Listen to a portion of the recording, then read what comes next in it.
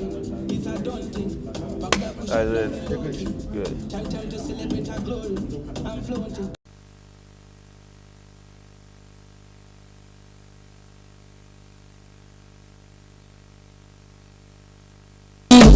Highly favored dude. Side your comfortable money. Love gets a blessing, the honey. Now I sing praises with the Ike. No, no, God. Maka, no, no, God. No, no, God. Anjabatika, Maka. No, no, God. Omera, Maka.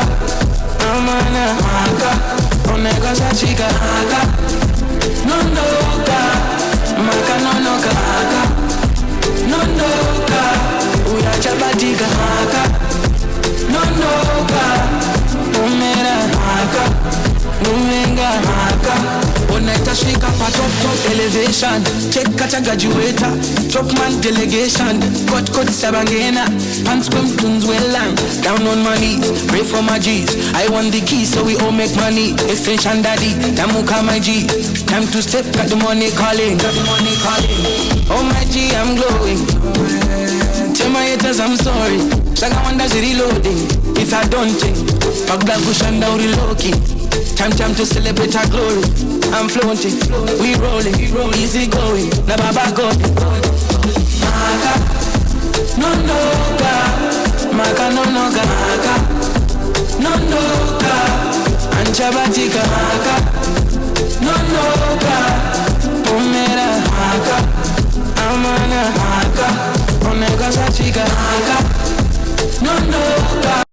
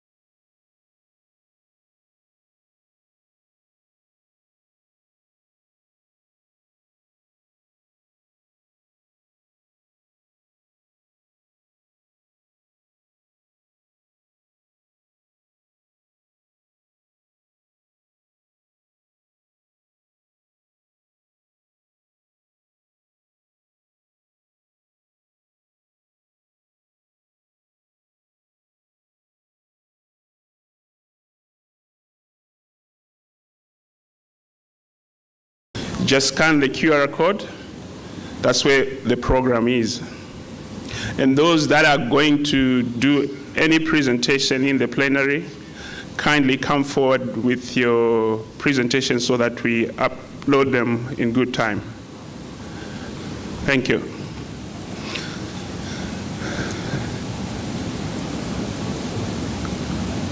Delegates to the conference that are still outside, kindly come in. Kindly come in. All delegates that are outside, kindly come in to the room.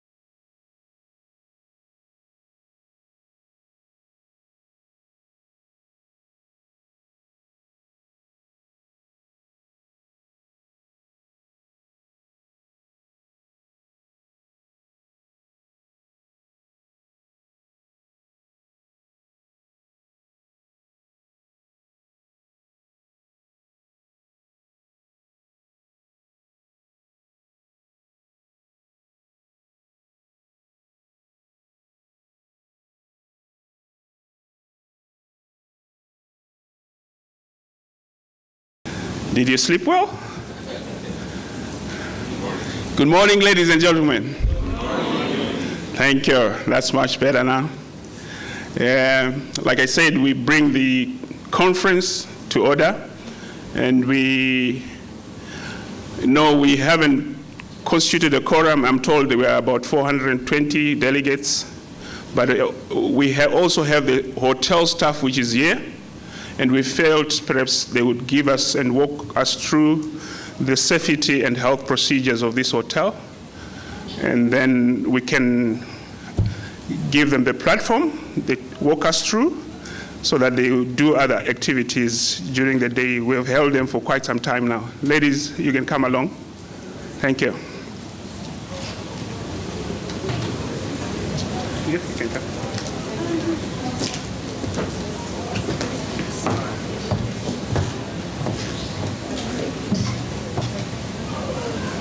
Good morning to you all, ladies and gentlemen. A warm welcome to the Elephant Hills Resort in Victoria Falls. Go closer to the mic. Okay. I am Eunice Zemba, the banqueting manager, responsible for all your conference needs. Should you need any assistance when it comes to conferencing, please feel free to reach out to me. With me, I have my colleagues, starting with the team leader, Tafaz Wamadovi. He's just going to wave a hand to everyone. There he is. He is the resort manager. With him, we've got the deputy general manager, Fidelis Chiweta. Thank you so much. I also have my colleagues over here. They are going to present housekeeping issues. Our assistant facilities manager is going to talk about fire, life, and safety. And then we've got our sister, hotel sister. She is also going to take you through health issues. Over to you, Sharon. Thank you.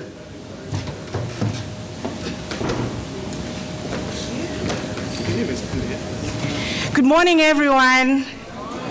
We're lively in Victoria Falls, so good morning, everyone. Perfect. Okay, so my name is Sharon, and I love to call myself the personal person for you and together with the hotel. Whilst you are here at whilst you're here at Elephant Hills under African Sun, we pledge to make you feel special. All right? Just to take you through our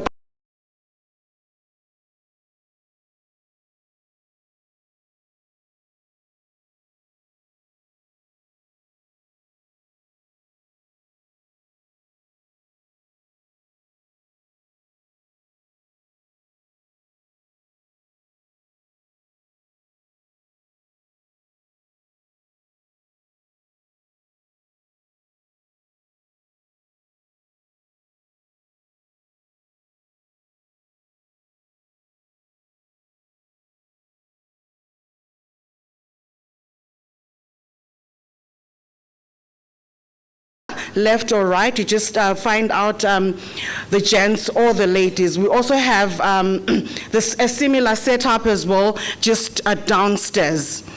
Right? For our Wi-Fi, I'm sure you've already realized that our Wi-Fi is open. You don't really need any password. And for your meals, just like Eunice has said, you're going to be having your meals at the Samokele restaurant, which is also downstairs. So our downstairs becomes the fourth floor where we are currently. This is the mezzanine floor. All right? And like I said, being your personal person, I appreciate your feedback real time. So if there's anything that's not going right or something that's actually going exceptionally well, I'll just be around to ensure that I get that information. Thank you so much. Enjoy Elephant Hills and enjoy Victoria Falls as a destination. Thank you.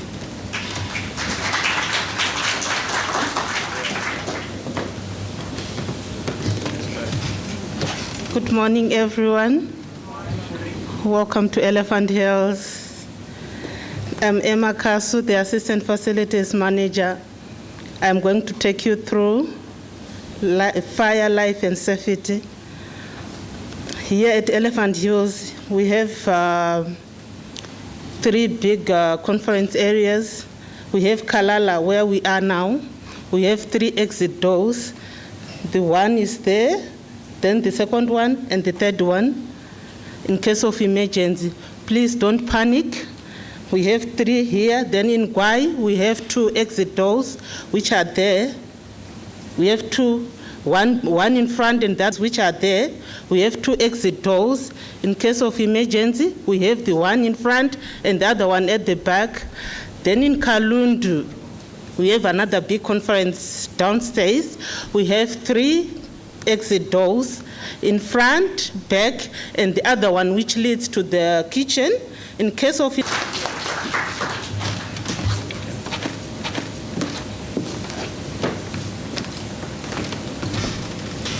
Good morning, everyone. Welcome to Elephant Hills. My name is Saruna Chikonyi. I'm the health officer or the nurse in charge at the hotel.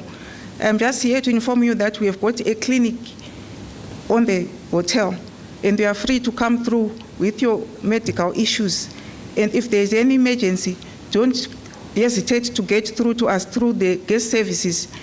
I will also be helped by the Ministry of Health. The team will be around to take care of you. So if anything, please do not. I also want to encourage you to drink lots of water. Our area is hot. Victoria Falls is very hot. There are high temperatures. You are coming from different areas. So keep yourself hydrated. Thank you. Thank you. Thank you, ladies, for the SHE protocols and the hotel facility event. Welcome, ladies and gentlemen, distinguished guests and conference delegates that are here. Just as much as we're saying today is a special day for us as a country, as Zimbabwe, and as a nation, we appreciate your coming here to grace this occasion, the African Plant Breeders Association Conference 2025. And you'd appreciate that as a brief welcome, Zimbabwe has 16 languages that are considered official, but we'll use English as the main official language. But the local language is Tonga, which is equally another of the 16 official languages. And when you meet the Tonga people, they told me that you just say Twalumbela, which means welcome.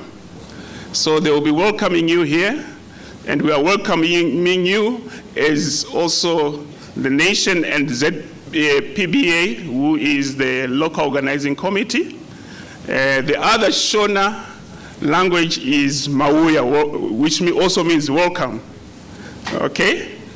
And then the Ndebele one will be Siamkela. So you might learn those 3 for the current welcoming, but still you learn a lot as you go along. And like you would appreciate, Victoria Falls is one of the prime destinations of the country.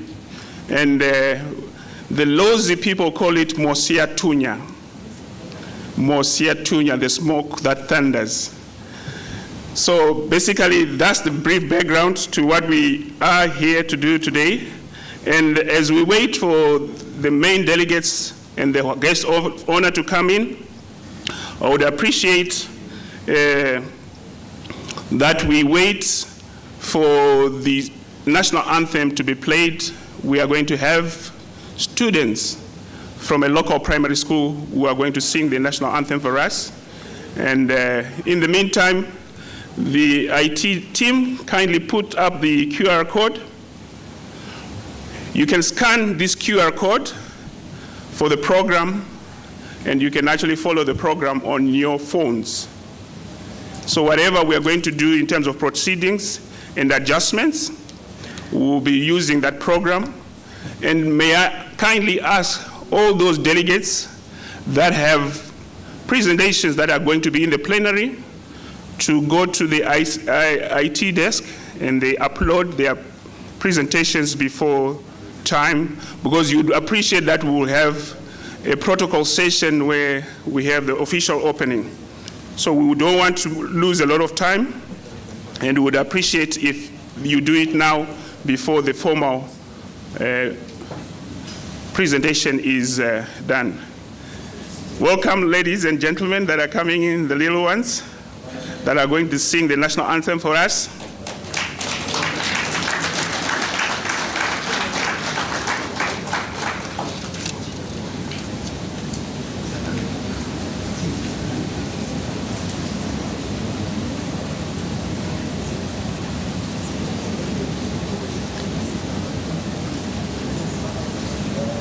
Can we also have the protocol guy from the Ministry of Agriculture, the protocol person from the ministry?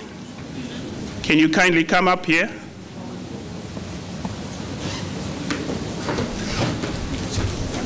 Who is the minister?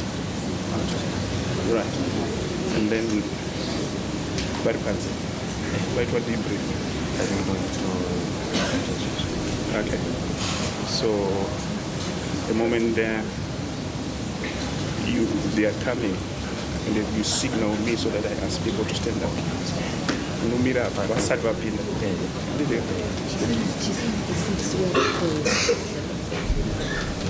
So they will come up here and come after. All right. You are the prophet.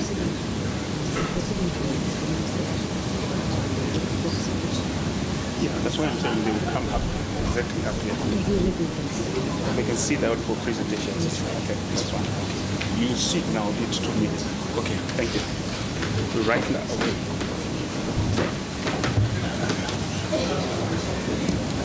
Thank you, ladies and gentlemen.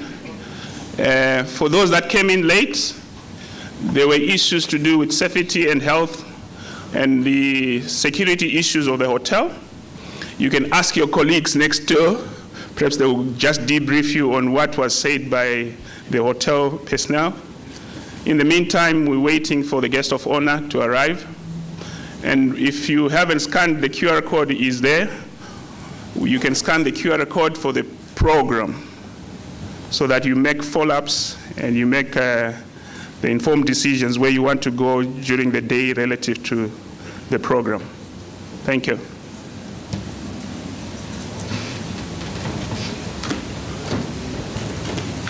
Hello. Morning. Yes. Okay.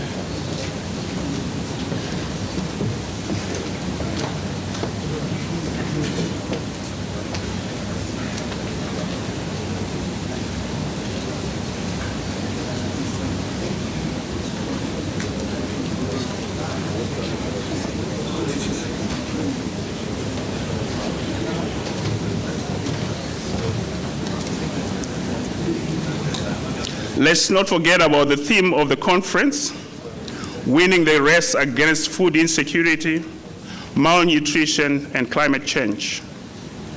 Winning the race against food insecurity, malnutrition, and climate change.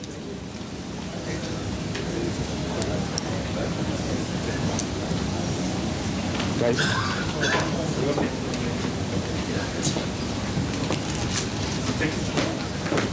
Okay. That's fine. Let him come now. Just give me a signal as he's coming so that I can see. Yeah.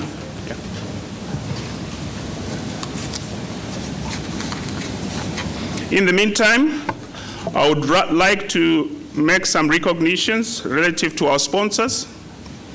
We have 12 sponsors to this conference, who are CITCO, Bayer, Alliance Biodiversity and SEAT, NABP, ZSA, Don Cummings, Thermo Fisher, Cornell University Vax, YSJ, Zaza Matura, and KwaZulu Natal University. We equally have partners to this conference. And we have 11 of those partners who are Ministry of Agriculture, Lands, Agriculture, Fisheries and Water and Rural Development. We also have the local ZPBA as a partner.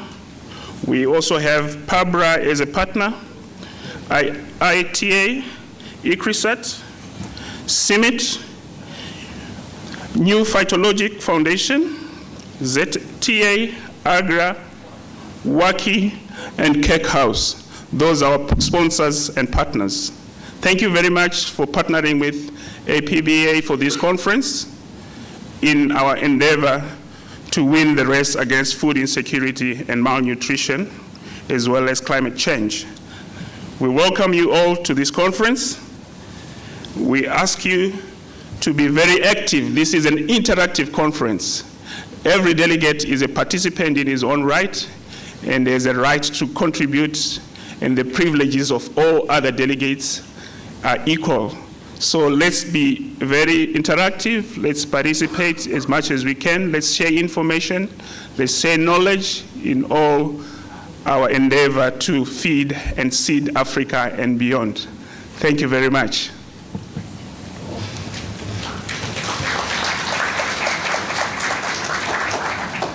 In the meantime, we're still waiting for the host, the guest of honor to arrive.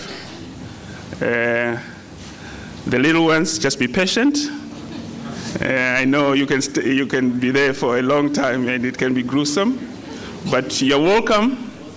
Mosia Tunya High School, and we appreciate your presence here today, and we also appreciate your teachers and all that you're doing in the school.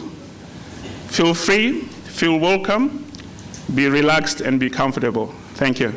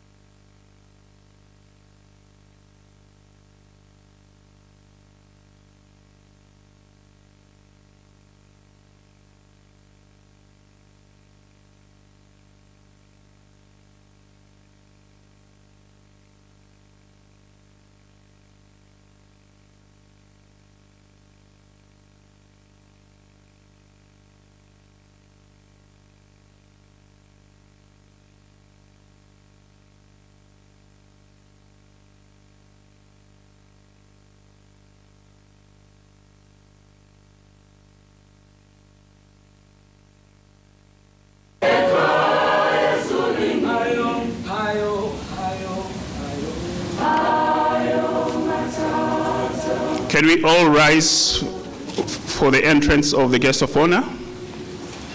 Thank you.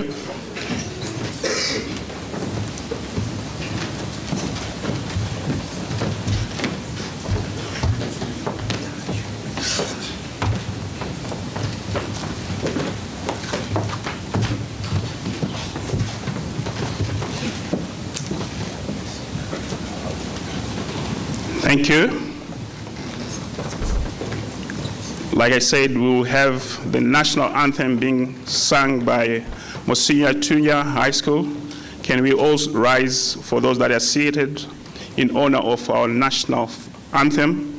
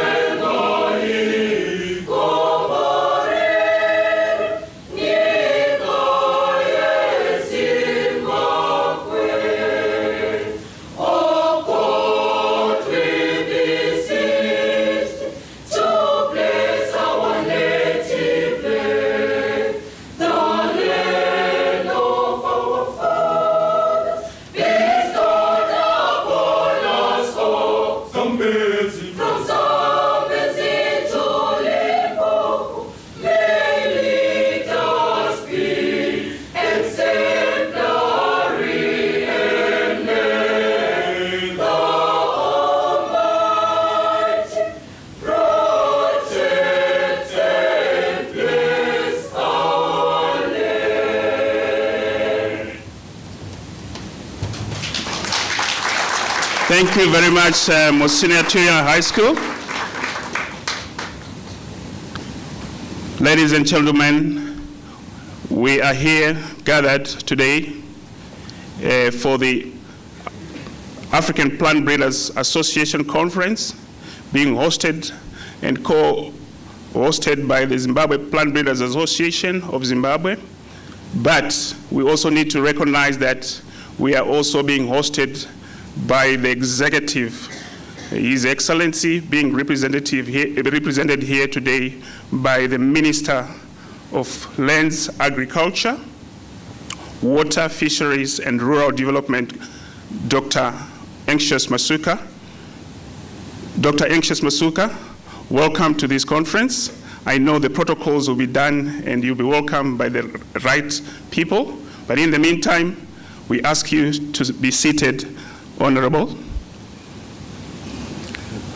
And we all ask our delegates to sit as well as we start our proceedings. Thank you, Monsieur Tunya High School. We can give them a round of applause. Beautiful singing, excellent voices. Well done.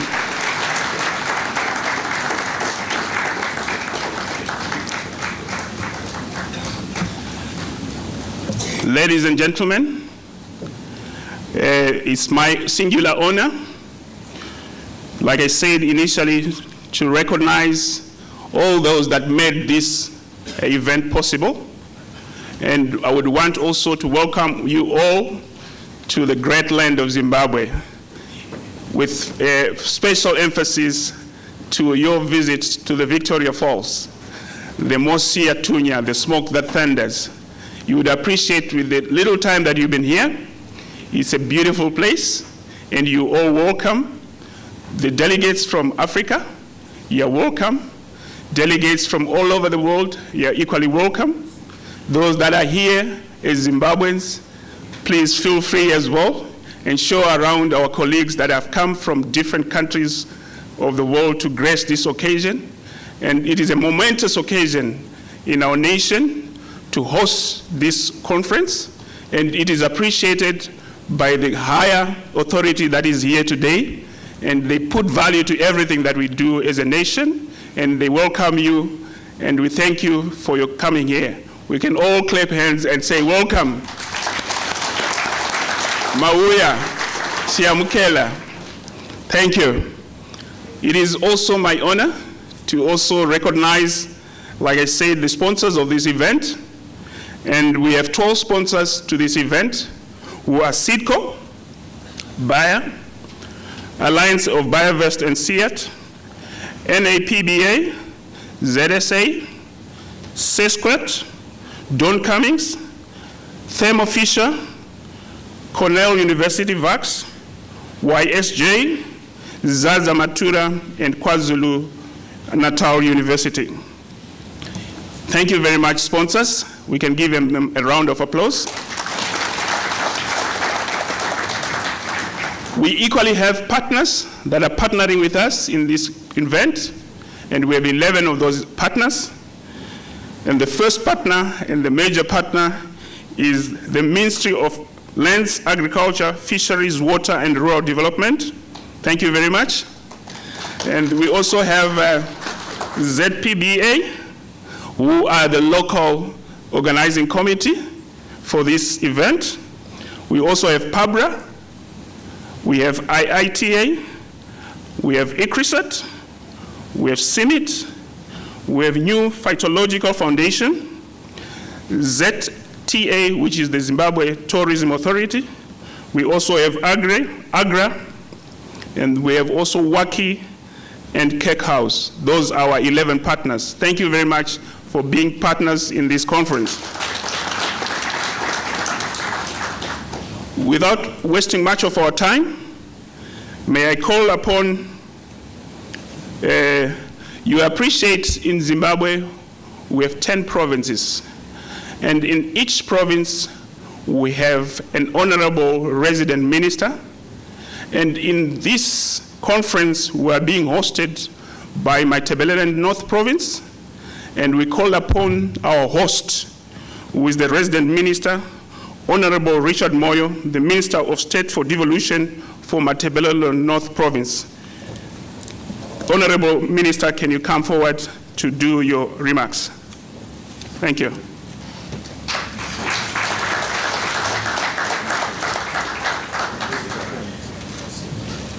Yeah, that's fine. I'm told he hasn't arrived yet. We'll move on to the next. We have the welcome address that we are going to have from Dr. Caspar Kamtando, our co-host and chair of the local organizing committee and president of the ZPBA. Dr. Kamtando, can you come forward?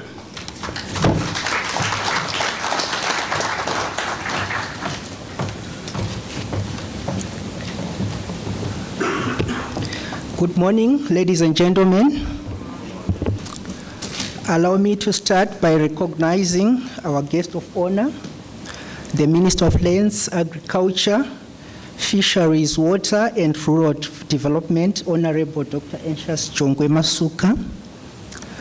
I would also wish to recognize our host here in Victoria Falls, the Minister of State for Provincial Affairs and Devolution for the Matabeleland North Province, Honorable Richard Moyo, the Chief Director, Agricultural Research, Innovation, Specialist Services in the Ministry of Lands, Agriculture, Fisheries, Water, and Rural Development, Dr. Dumisani Kuhwayo, and all heads of government departments, government units, and government parastatals here present.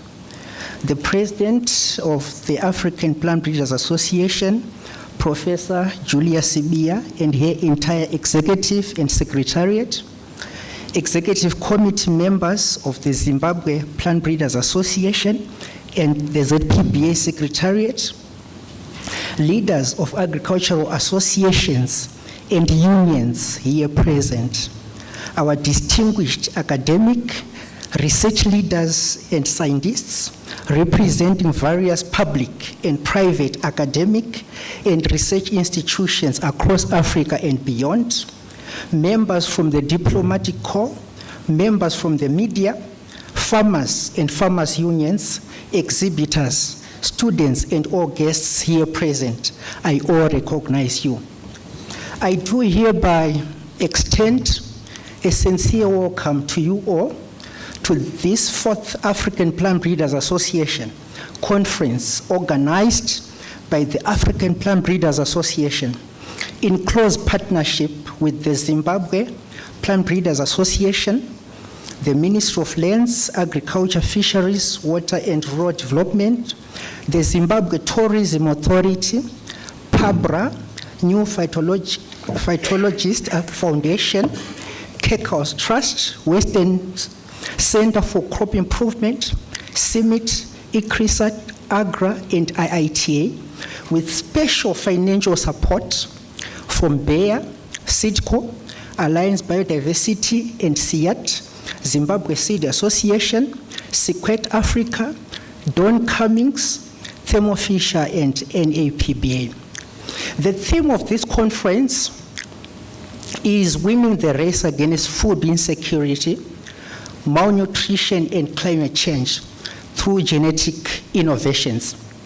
In this conference, we aim to achieve the following: showcase advancements in plant breeding technologies and practices, promote collaboration among researchers, policymakers, and industry leaders, develop strategies to combat food insecurity and malnutrition, strengthen climate-resilient agricultural system, and enhancing capacity building and knowledge sharing in plant breeding.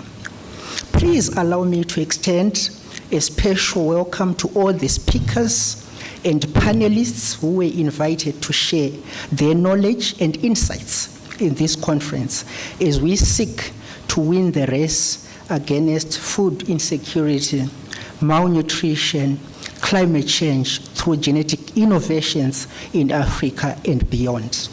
Ladies and gentlemen, I will not leave the stage before expressing my gratitude on behalf of the citizens of Zimbabwe to the African Plant Breeders Association leadership for giving Zimbabwe an opportunity to be the first country in Southern Africa to host this conference after successful conferences in Ghana, Rwanda, and Morocco. I would also wish to express my gratitude to the Zimbabwe Plant Breeders Association Executive Committee members and Secretariat that put together the winning bid to host this conference with special support from the Ministry of Lands, Agriculture, Fisheries, Water and Rural Development, as well as the Zimbabwe Tourism Authority.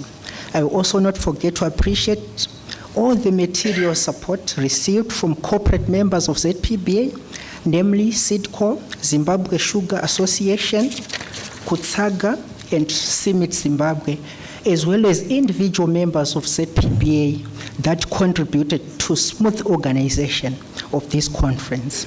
Our distinguished guests, ladies and gentlemen, I'm hopeful that this conference will be useful and interesting to you all.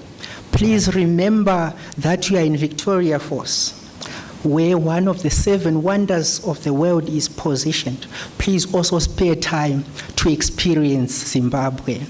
On behalf of the African Plant Breeders Association Executive Committee, the local organizing committee, and the Zimbabwe Plant Breeders Association, I would want once again to say thank you very much for being part of this conference.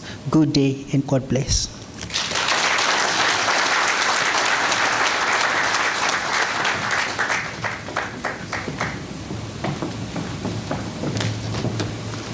Thank you very much, Dr. Kamtando, the chairman of the local organizing committee and the president of the ZPBA Association. Without further ado, I want to call upon Dr. Kuchwayo, who is the Chief Director in the Ministry of Agriculture, but he's here today standing in for the Permanent Secretary, Professor Obedijiri, who gave his apology and sent his apologies for not attending this conference. Dr. Kuchwayo, in the shoes of the Permanent Secretary. Can you please come forward?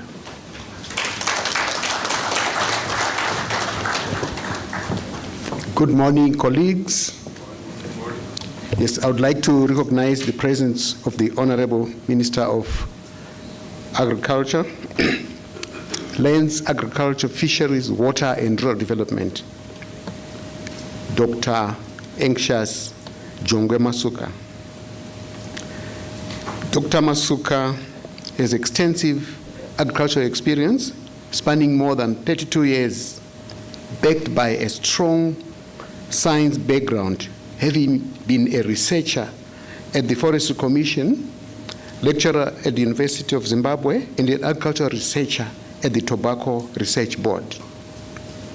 Honorable Masuka is a prolific science writer with over 130 scientific publications and has authored, co-authored, and edited over 29 books and handbooks on forestry, agriculture, and policy and strategy. Agricultural books are on cotton, potato, livestock, traditional grains, maize production, in addition to climate smart agriculture, green economy, import substitution, and financing agriculture. He recently co-authored a book on larger fungi of Africa, south of the Sahara. Honorable Masuka was a founding fellow of the Zimbabwe Academy of Sciences in 2004. He became the first black general manager of the Tobacco Research Board in 2001, where he stayed until 2012. Honorable Masuka joined the Zimbabwe Agricultural Society in 2015 after a 2-year stint as Executive Director and Chief Operating Officer at Ariston Holdings. Honorable Masuka has been a member of more than 30 boards and associations, among them being Chairman of the University of Zimbabwe, Chairman of Mwenezi Range and Development of Zimbabwe subsidiaries, Chairman of Bai Zimbabwe, among others. The Honorable Dr. Masuka has been Chairman of the Africa Mycological Association and Vice President of the World Mycological Association. He has won several management awards, and in 2015 was selected by the Marketers Association of Zimbabwe as one of the 50 most influential Zimbabweans. Honorable Masuka was voted Chief Executive Officer of the Year, Empowerer of the Year, Service Champion of the Year, and Outstanding Businessman of the Year, Innovation and Excellence of the Year, among many annual awards in his career. Dr. Masuka was appointed Minister of Lands, Agriculture, Fisheries, Water and Rural Development in 2020 and has led the transformation of agriculture to ensure and assure the nation of perennial food security, improving livelihoods of rural populations through transformative interventions and accelerated agricultural gross domestic product growth to undergirdle Zimbabwe's accelerated economic growth. Since the advent of the performance evaluation of cabinet ministers in 2022, Honorable Masuka has won the President's Best Performing Minister Award for 2022 and again in 2023. Recently, he scooped the Best Agricultural Minister of the World Government Summit in 2025, a prestigious award designed to recognize a government minister who has demonstrated excellence in the public sector and inspiring other government leaders to promote innovation and serve the needs of their citizens. Honorable Masuka is an ardent student of strategy and a non-transformative and practical agribusiness leader in Zimbabwe. He is also a successful farmer and an an entrepreneur. We are honored to have him here as our guest of honor. Honorable Masuka, please, you can address him.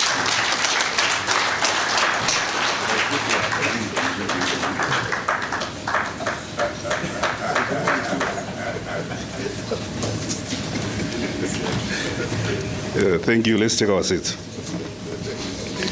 I've just been chiding the Chief Director, Department of Research, Education and Specialist Services, who agreed when we were in the briefing room that he would read none of that.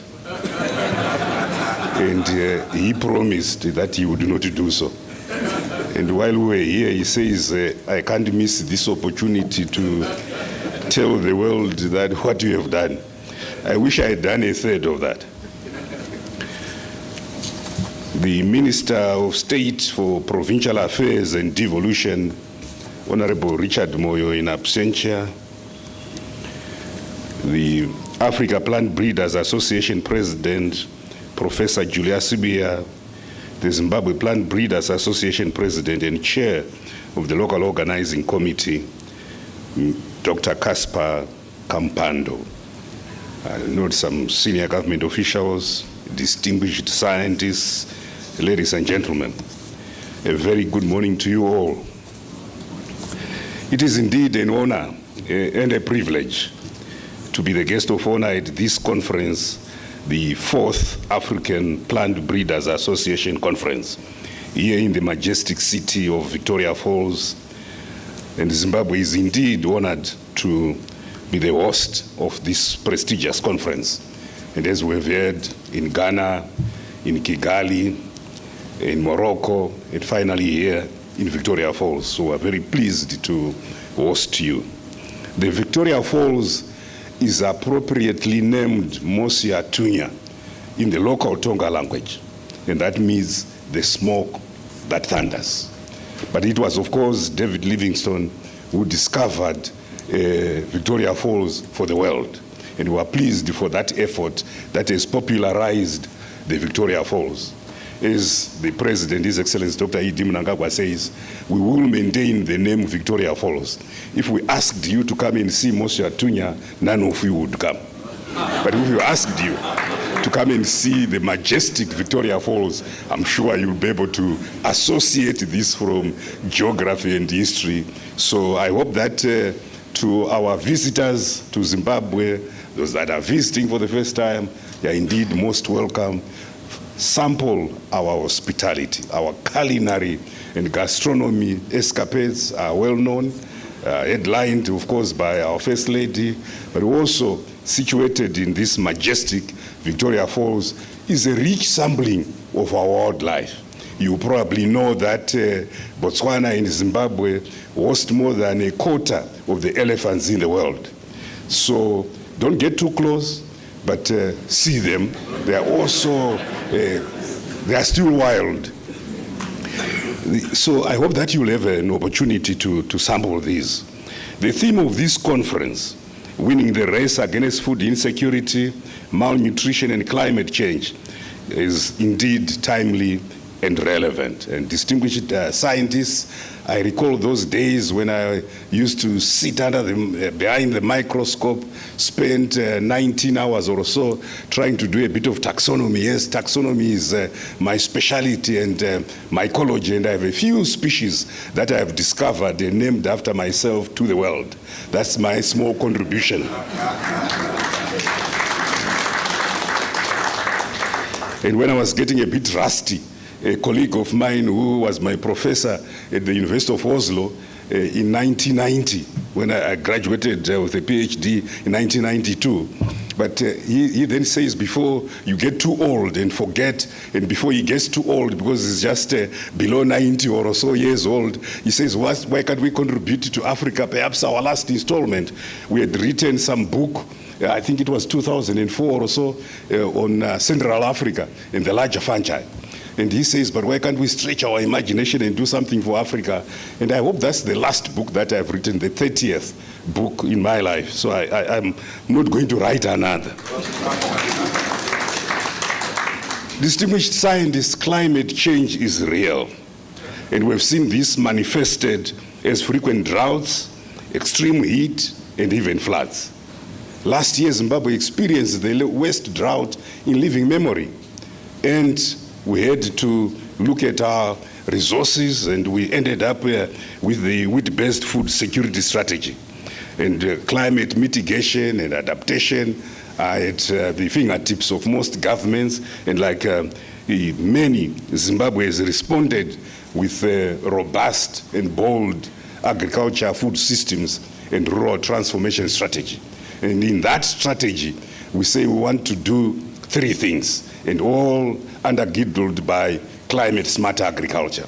We want what we call the sustainable intensive agriculture model, and you probably hear that popularized locally as Pfumvudza Intwasa, where yes, each household is mandated to do 1/16th of a hectare, but these are plots and they do 3 plots of those, and they roll out, which is precision agriculture at a micro level, open these basins, water basins, and when you have some rainfall, the rain accumulates into these water basins, but you also ensure that you put in organic matter, you put in pH correction. The biggest challenge we face in communal areas is, of course, that these soils in drier regions have been farmed on over decades and decades, so the soil structure is broken. You need to rebuild that soil organic matter. The pH is too low. In fact, 60% of our soils are regarded as acidic, and we've now developed a village-specific pH map to be able to guide extension in terms of the pH adjustments that are required there. But complemented with that is to ensure that what is grown by a farmer is not determined by what they want. What is grown by a farmer is determined by the exigencies of that agroecological zone. Zimbabwe is an interesting landscape. It is Victoria Falls here, which is what we call Region 5, very dry, 300 to 450 millimeters per year. But as you go to the east towards Mozambique and the Indian Ocean, we have some islands where you get over 1,000 millimeters a day. And of course, temperature also plays a role in that. This is here very warm, but as you go to that side, it will be 19, 20 degrees on a day such as this, when you would have over 30 degrees. So we say that agroecological tailoring of crops is a must. For that agroecological tailoring to happen, you must have the crops. And I think this is where the relevance of this conference is, that we must breed those crops that are appropriate for these agroecological zones. We must also breed and come up with a diverse range of crops that provide the diversity of nutrition that is required by these communities. I hope that we also, the third challenge, of course, is that climate change having become a constant, we must be able to breed crops and provide farmers with the genetics that's required to ensure that even in drought years, they are able to produce something, and very successfully so. So in Zimbabwe, we also aim to climate-proof agriculture at the national level, and that we've said we're going to accelerate dam construction. You probably know that Zimbabwe, among the many countries in Africa, the 54 of us, perhaps the highest dam density on the continent. We have 10,600 dams capable of irrigating 2 million hectares. Sadly, only 1/10 of that is developed at this stage. 123,000 hectares is developed. So we have an ambitious plan to ensure food security through the rapid acceleration of irrigation development to our target of 496,000 hectares by 2030. We think that we're on course to doing so, because in 2020 we only had 175,000 hectares developed. We've increased by about 27% the area under irrigation in these short years. Consequently, Zimbabwe has become food self-sufficient in ordinary years, although we face challenges of food shortages locally, but at a national level, we are food self-sufficient. You probably also know, because of the rapid development of irrigation, Zimbabwe and Ethiopia are the only 2 countries that are wheat self-sufficient on the continent. Additionally, this year Zimbabwe will have a record wheat crop, will produce close to double our annual requirement.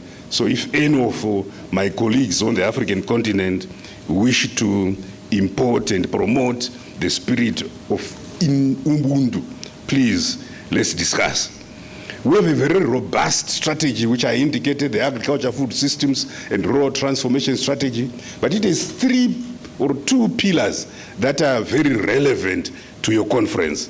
The first one is the research, innovation, technology, and modernization pillar, which Dr. Kuchwayo will articulate, hopefully, during some time during this conference. And the other one is pillar 4, climate adaptation, mitigation, and resilience building. So I hope that as you discuss this conference, being this important platform for sharing knowledge, experiences, and exploring modern breeding techniques, the insights, lessons that you gather will provide the many useful answers that you require. Just to show that I like this conference so much, I had an opportunity to actually peruse the conference program, and I want to show some evidence that I have actually done so.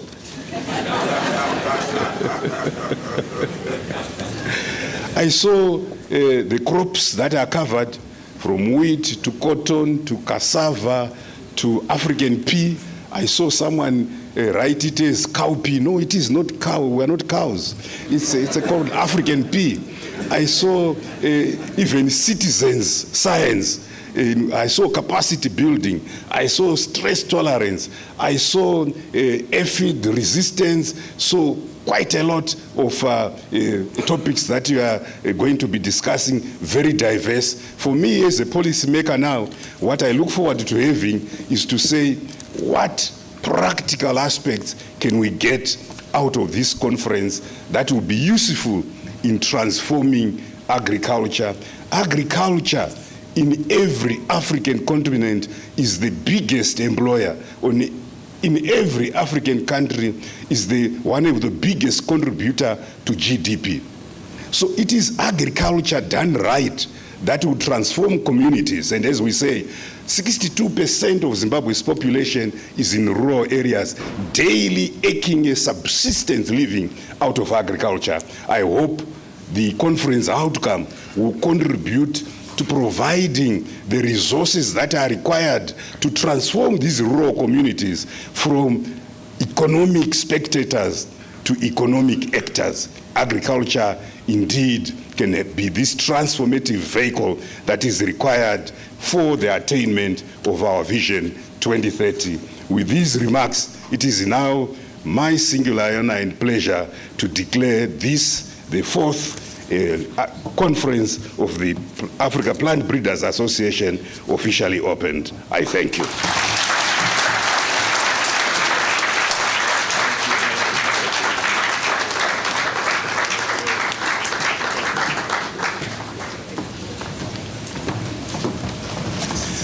Thank you. We can be seated. Thank you very much, Honorable Minister, for those challenging remarks that you have given us. Delegates, we've been challenged. Whatever we're going to deliberate in this conference, let it be hands-on and let it get to the smallholder sector farmers. Let it transform our nations. We are here to win the race against food insecurity, malnutrition, but it's through genetic innovation. So this is a challenge, and this is a call to action for us all. Thank you very much, Honorable Minister. I know in my previous portfolio, he was my boss directly, and he's a hands-on man. And we appreciate your presence here, and we hope you continue to be with us during the day. And we feel we are going to exchange and share a lot of experiences that you have, and you are going to give us guidance in the process. Thank you very much once again. We can give him another round of applause.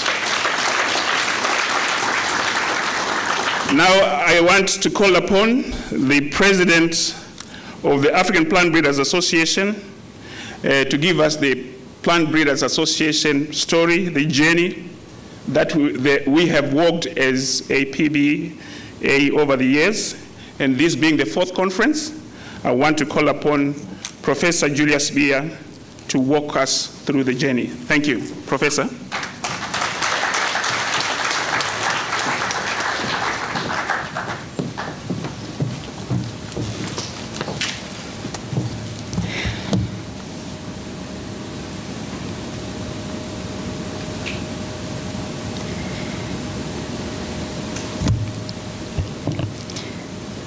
Guest of honor, Honorable Dr. Anxious Jongwe Masuka, Minister of Lands, Agriculture, Fisheries, Water and Rural Development, Zimbabwe. Honorable Richard Moyo, Minister of State for Provincial Affairs and Devolution, Matabeleland North Province in absentia. Chief Director, in the Ministry of Lands, Agriculture, Fisheries, Water and Rural Development, Dr. Kuchwayo, distinguished members of the African Plant Breeders Association, esteemed colleagues, friends from the media, ladies and gentlemen, all protocols observed. From the minister's speech, and from the debriefing that we had earlier, he challenged me to be bold and to bring, things that work, things that don't work, to challenge what is happening. But it is a great honor for me to welcome you all to the 4th African Plant Breeders Association Conference here in the majestic Victoria Falls. You've heard the story from the minister. This is a fitting setting for reflection, for renewal, and for progress. So we gather today under the theme, Winning the Race Against Food Insecurity, Malnutrition, and Climate Change. To me, this is not just a conference theme. It is our collective mission as an association. It speaks of our shared responsibility to shape Africa's agricultural future through science, innovation, and collaboration. Our farmers out there, they need improved seeds, and we are here to have conversations on how to deliver to our farmers. The minister has challenged us.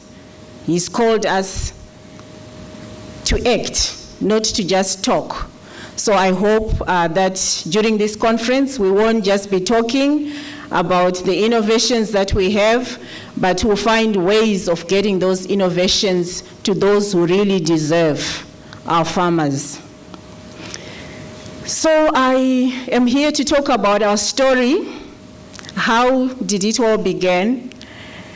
Our story began in 2012, for those who don't know, when a visionary idea took place, an idea that was nurtured through strategic partnerships. I emphasize strategic partnerships.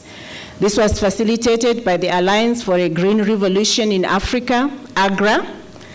AGRA brought together scientists from 2 centers of excellence in crop improvement in Africa. The African Center for Crop Improvement at the University of KwaZulu-Natal in South Africa, and the West African Center for Crop Improvement at the University of Ghana in Ghana. And these centers were connected with the National Association of Plant Breeders, NAPB, in the United States. And this is where the idea was conceived. So that collaboration planted the seed of a dream to create a continental platform for African plant breeders. Unfortunately, For a few years, the seed lay dormant. I think some of our seeds do that. As breeders, we know. The seed lay dormant for a while, but it was watered in 2017. We provided the right conditions through renewed partnerships again, especially through the African Orphan Crops Consortium's African Plant Breeding Academy. And I'm happy to see a lot of African Plant Breeding Academies alumni that are in the room. So we were encouraged to bring this vision to life. So the dream finally blossomed in 2019 when West African Center for Crop Improvement hosted our inaugural APBA conference in Accra, formally launching the association. So for those who are not aware of our history, this is our brief history. Our journey from those humble beginnings, APBA has grown remarkably. I think we started with a membership of about 200, but we have grown, and I will tell you how many we are now. But in 2019, we held our first conference in Accra, Ghana, which brought together over 400 participants. In 2021, we were in Kigali, Rwanda. Amid the challenges of COVID-19, there were so many restrictions in so many countries. So we had about 100 or so in-person participants, but together with the online participants, we were more than 1,000. And this was a resounding success. In 2023, we moved up north to Morocco. So we are trying to be inclusive. Our continent is big. So we were in Morocco, and in Morocco, APBA stood firmly on the global stage with strong representation from across Africa and beyond. Since then, ladies and gentlemen, we have established a thriving, we have a graduate student wing, we have a functional secretariat, and we have hosted a monthly webinar series that continues to grow, showcasing cutting-edge research, sharing innovations, and strengthening professional connections across continents. And today, in 2025, we mark another milestone, the launch of the African Journal of Crop Improvement, our very own scientific voice for African plant breeders. Our influence continues to expand. The African Union, they entrusted the APBA to lead the working group on plant genetic resources management. And in this conference, they will present the African Vegetable Biodiversity Rescue Plan 2025 to 2035, a continental blueprint to conserve, collect, and utilize Africa's vegetable genetic diversity for health and climate resilience. We also celebrate our partnerships. Remember when we started, it was those strategic partnerships.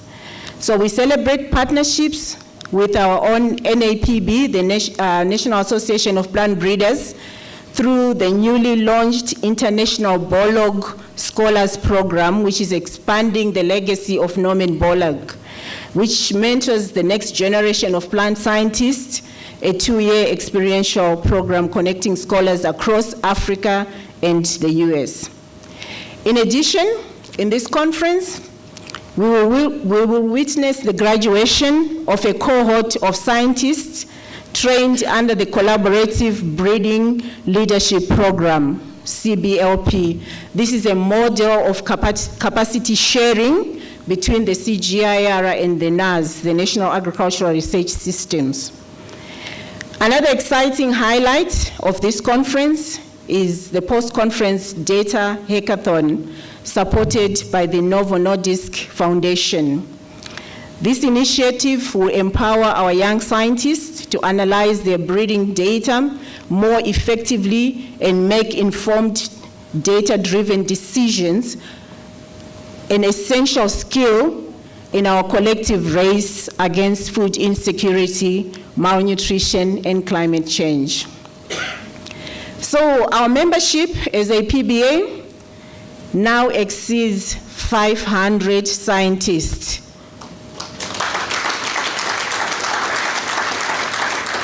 And these are from over 58 countries, not just in Africa, but also in other continents. And we have over 160 women scientists. And at this conference, we have over 400 delegates that are gathered here today. And these delegates are representing national agricultural research systems, universities, CGIAR centers, the private sector, and policy institutions. And yes, among us, we also have one of the 2025 Africa Food Prize laureates, Dr. Mercy Diebiru Ojo of IITA. And she will be delivering a keynote presentation later tomorrow. So we continue to pursue and strengthen partnerships that power progress. This year's conference features 11 side events organized by our long-standing partners like AGRA, NAPB, CGIAR, which includes CIMIT, ICRISAT, IITA, Cornell University, Mercy, and others. But we also warmly welcome new partners who will also be hosting side events, including the Cake House Trust, which is advancing work on stress-tolerant orphan legumes, such as cowpea, African pea, and Bambara groundnuts. And we also have the Vision for Adapted Crops and Soils VAX initiative, which is promoting climate-resilient opportunity crops. So these are the crops that we've been calling underutilized, orphan crops, neglected, forgotten, but with all negative connotations. But we believe these crops have great opportunities, so we're calling them opportunity crops.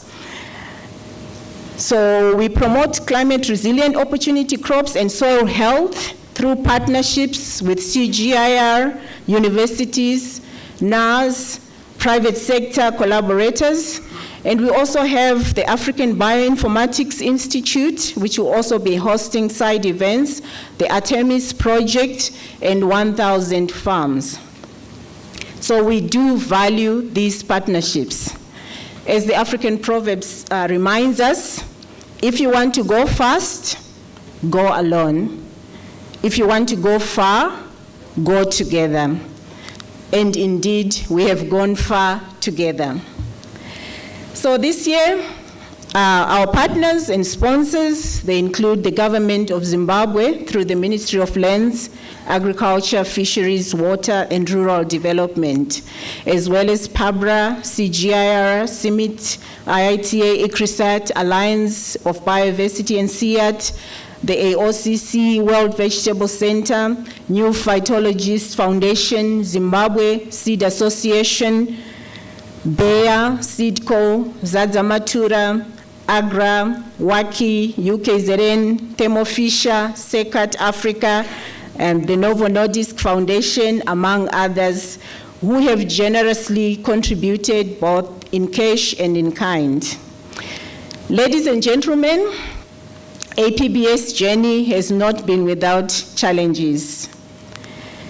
As you know, this is all done by volunteers. We have people who have dedicated their time, their expertise, and sometimes even sacrificed their personal resources with passion and no expectation of reward to make this happen. So I really want to thank my executive and all other supporters who have worked so hard, given their time to make this a success.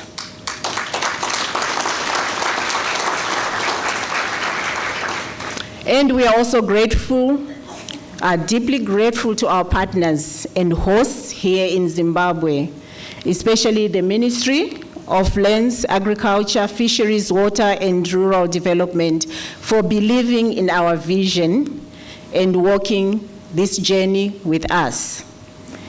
Honorable Minister Masuka, we see this as the beginning of a new chapter where you are not just cheering us as scientists from the sidelines, but you are running alongside with us in this race against hunger, malnutrition, and climate change. As you have challenged us and called us to act, we will act. And though some of us are far, but we'll try to knock on your door somehow and see how you can influence policies on our behalf to make sure that we feed our communities. As we look forward, APBA must be more than an association. It must be the voice of African plant breeders, leading in research, innovation, and policy. We align our efforts with the Sustainable Development Goals and Africa's Agenda 2063, guided by a vision of an Africa that doesn't just follow, but leads in agricultural innovation. We must continue also to strengthen our national plant breeding associations. We are grateful that we have some vibrant associations, the ZPBA, the Nigerian, the Southern African Plant Breeders Association, and many others that we have initiated.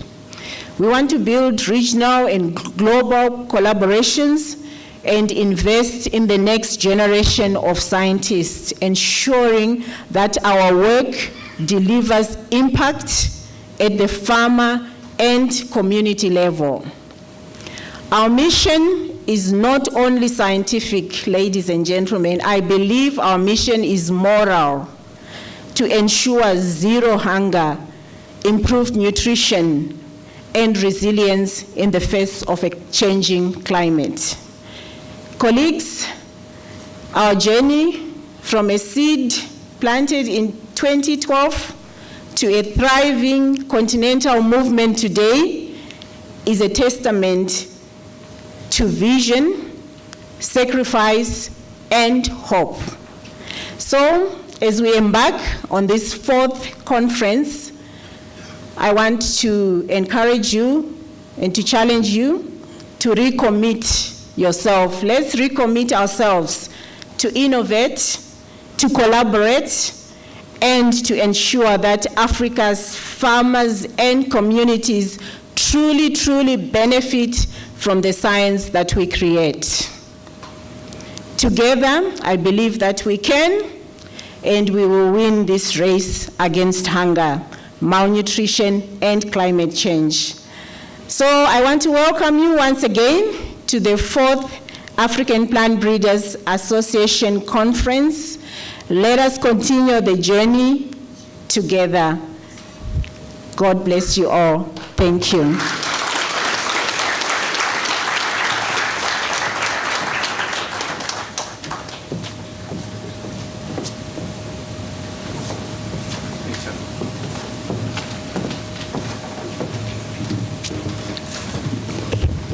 Thank you very much, Professor Sibiya, for walking us through the journey that we have embarked since 2012. And we have been challenged, dear delegates, to have tangible effects and to actually design programs and possibilities that are there in our endeavor to feed and seed Africa and beyond.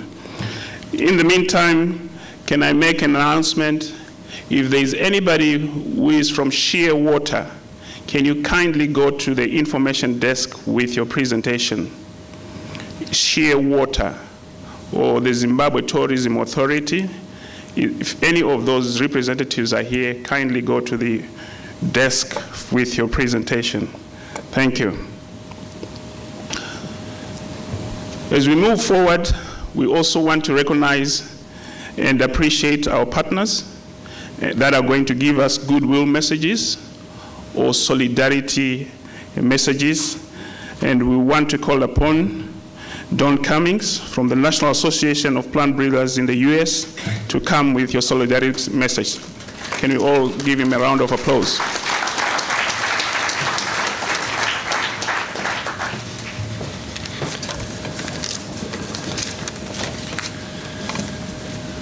Well, today it gives me great joy to be here with the African Plant Breeders Association. Participating in the opening ceremonies for the second time with this esteemed group of plant breeders is a really high honor for me. My role at this moment is to bring to APBA from the USA our full support and of the National Association for Plant Breeding. NAPB is an inclusive and appealing to the whole plant breeding community who support and depend on plant breeding and are impacted by plant breeding. This might include educators, startups, administrators, legislators, regulators, government officials, processors, growers, and seed industry partners. Plant breeding is dead unless we are able to deliver measurable benefits to those we serve. To maximize our impact, we must leverage all the tools available to plant breeders. Our most limiting resource is our time.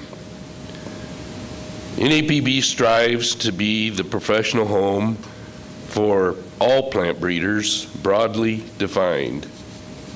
Improving plants to improve lives is the tagline for our NAPB logo. It is a powerful and proven concept. Improving plants sounds simple. All of us in this room know that it clearly is not simple. Plant breeding is global for most crops. We currently have over 500 members in NAPB. There are about 5% internationals. We'd like to grow that. There's about 1/3 of our members that are students, and we're very proud of that. NAPB would love to have new members from this audience to join our association. NAPB annual meetings are typically held during our growing season because most of our conferences include field tours of active plant breeding programs. Our most recent conference was in May in Hawaii, highlighting tropical and crops and breeding. So Julia mentioned the timing, and I'm just going to look at it a little bit from the U.S. perspective. Dr. Eric Danquah came to the U.S. to Indianapolis, which is my home area, in 2012 when we hosted the meetings there. Rita Mumm was the NAPB president at that time, and this was a significant beginning to our relationships because our association was just being incorporated as an entity at that time. In 2017, Julia Sibia and Enoch Achikandago visited our NAPB annual meetings hosted by UC Davis in California. Alan Van Dynes and Rita Mumm helped to host them there. And then a couple years later in 2019, Beatrice Iffy was APBA treasurer at the time and attended our meetings hosted by the University of Georgia.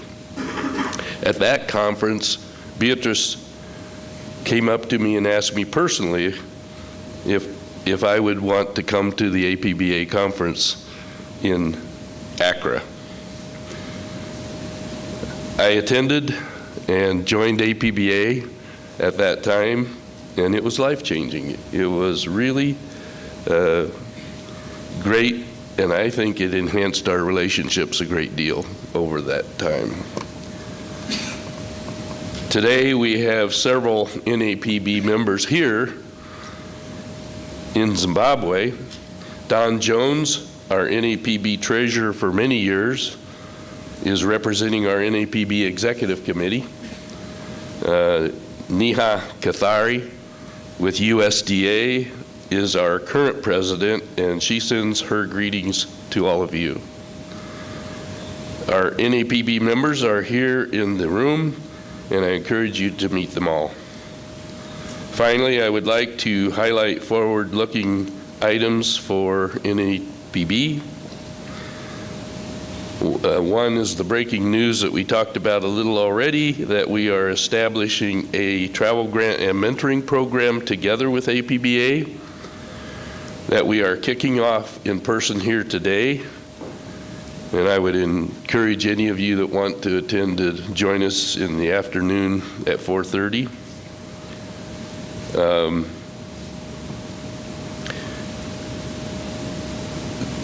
We are jointly starting this with an inaugural class of 6 mentees, and they each have 2 or more mentors.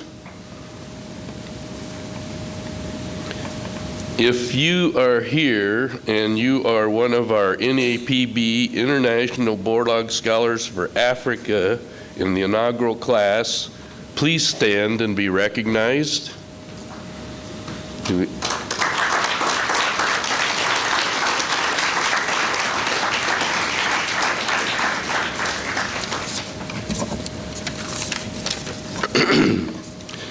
With our joint community support, Crossing Oceans, we pledge to make this award high honor and lasting value. We hope there will be many more scholarships awarded in the years ahead. We have a table in the exhibit booth area that we would invite you to stop by. The table drape has the complete picture of the program, and if you study it, you'll see that it has 6 honorees, the mentees, and beside each one is a mentor from the U.S., and on the other side, one from Africa. To Julia, I'm going to gift the table drape and leave it here in Africa so that you can remember this occasion and that we can use it to promote the program in Africa.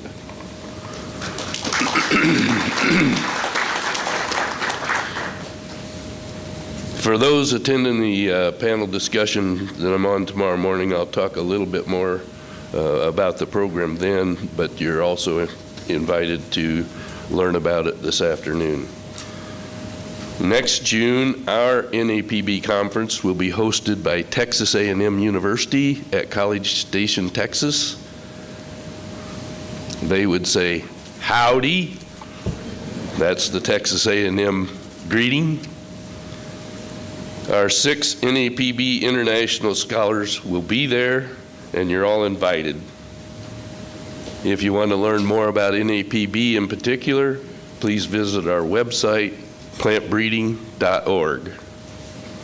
Have a great conference, and thank you.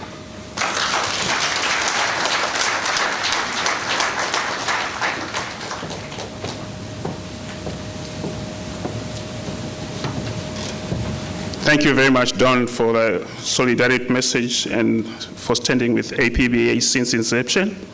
And we hope the partnerships will continue going forward. Thank you.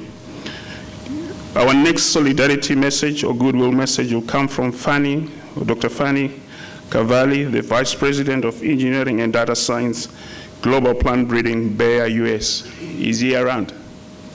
Thank you.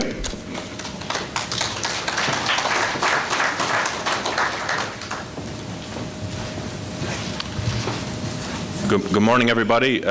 First of all, I'm not Fanny Chiavelli.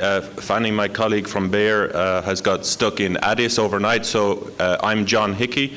I also work at Bayer, a colleague of Fanny's, and I'm here to represent what Fanny would like to share with all of you. First of all, it's a great honor for Bayer to participate in this conference. Several colleagues are here, and we're here because it's an important relationship for Bayer to have with this whole set of stakeholders and partners.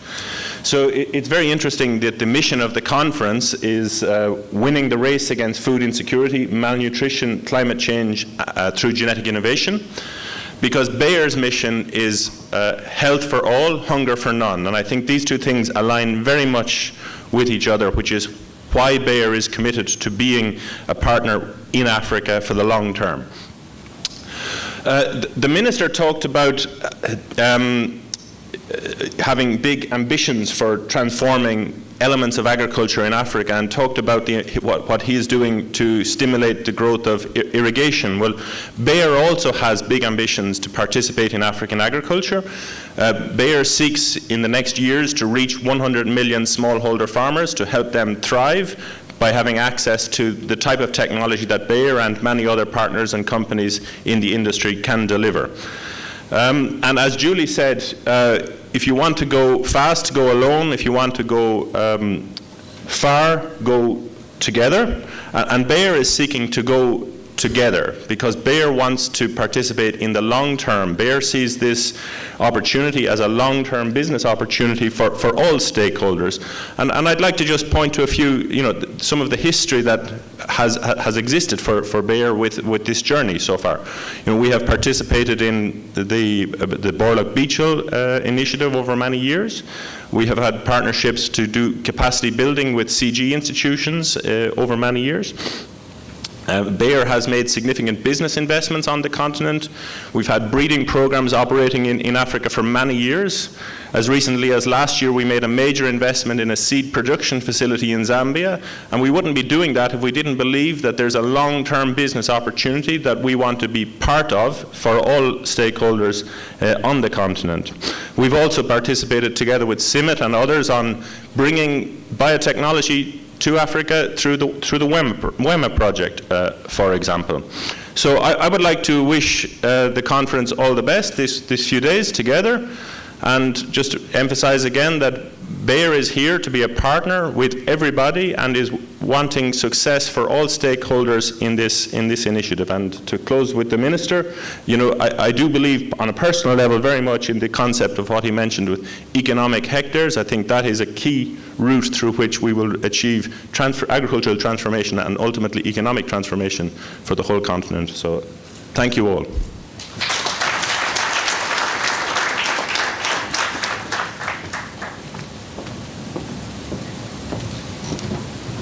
Thank you, John, for the remarks. I think there is one word that is continuously coming, the word on partnerships. Partnerships for growth, partnerships for success, partnerships to feed and seed Africa and beyond. So I think this is a buzzword that we need to go forward with in our endeavor to improve our collective responsibility of winning the race against food insecurity. Thank you very much, John Hickey, for that. We also have another solidarity message coming from our local Zimbabwe Seed Association, formerly known as Zimbabwe Seed Traders Association President, who is here, or Chairman, who is here with us, Dr. John Makoni. Dr. Makoni, can you come forward with your solidarity message? Thank you.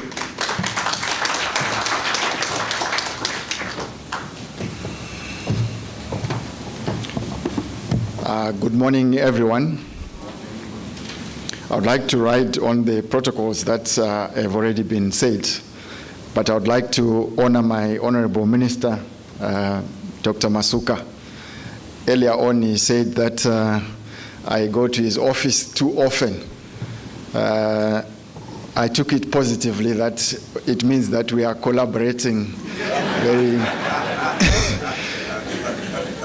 so expect to see me more, Honorable Minister.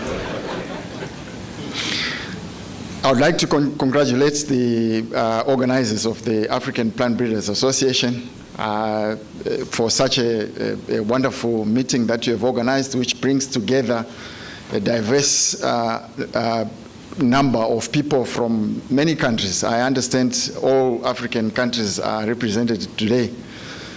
I represent the Zimbabwe Seed Association, which is the formal seed sector in the country. We are 30 companies that are members of the association. And we are the conduits of research that you are putting together. What I would want to challenge you is that the gap between what research is producing and what the farmers are realizing on the ground is still big. We need to reduce that gap, especially related to yields. If we can reduce that gap, we will have done a good effort of our research. We, as the seed companies, are key employers of your teams. We are here to receive you, and we are here to be able to put together into practice what you do in the labs. We do it in the fields through the farmers. So I would like to, without saying much, I would like to say, wish you all a very good conference, and we are here to put what you have designed in the labs into practice. We are the conduit of what you produce. So I wish you a very good conference. Thank you very much.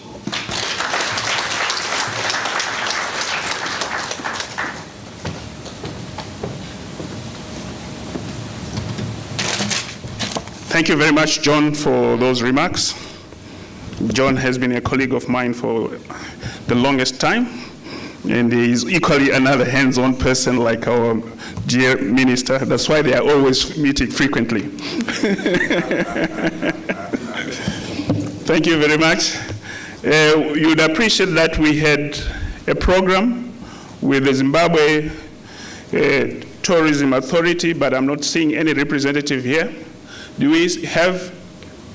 Oh, finally they are here. Thank you very much. So we are going to have, I think, a video or a talk on Zimbabwe as a safe tourism destination, which is promoting the nation with our mantra, Zimbo National mantra, which is going to be presented by Walter Chakuzira from the Zimbabwe Tourism Authority. Walter, can you come forward, please?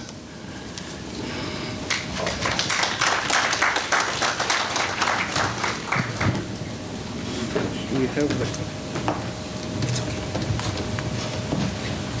you want to beam it? If you couldn't, yeah, I have shared the presentation, yes. Good morning, ladies and gentlemen, and allow me to welcome you to Victoria Falls, our lovely premium destination in Zimbabwe. Honorable Minister, allow me to ride on all protocol previously observed. My name is not Walter Chakuzira, as introduced. I am Tendekai Kapito, acting head in the National Conventions Peru. I am based here in Victoria Falls. Right. So today I am going to talk about the National Conventions Peru, which is a division within the Zimbabwe Tourism Authority with the sole mandate of promoting MICE business or MICE tourism to Zimbabwe. By MICE, we are referring to meetings, incentives, conferences, festivals, exhibitions, and events. Today we are gathered as the African Plant Breeders Association, which falls under this category of MICE tourism and conference. And I just want to highlight a bit about what we do at the National Conventions Peru and how we work towards achieving such businesses to come to Zimbabwe. So for a starting point, we work with everyone, everywhere, associations, authorities, and other sectors within the vast economy of Zimbabwe. Our service is a one-stop shop which starts from the bidding process, the supporting of the bid, and as well up to the hosting of the conference. So part of our services, or the catalog of our services, has bid assistance, which I have mentioned, conference planning, destination promotion, incentive travel, exhibition planning, on-site event services, bid compliance, enforcement, destination expertise, organize national events. We've been working closely with the APBA team in the hosting of this conference. They can allude to the engagements that have been done, from the sourcing of the venue, negotiation of rates, and as well as on-ground services and logistics to make sure every delegation is arriving with as little inconvenience as possible. How do we work with associations? Right, identification of conferences that have potential to come to Zimbabwe. We headhunt, we do our research, and to be specific, we approached APBA, and APBA is part of an international group.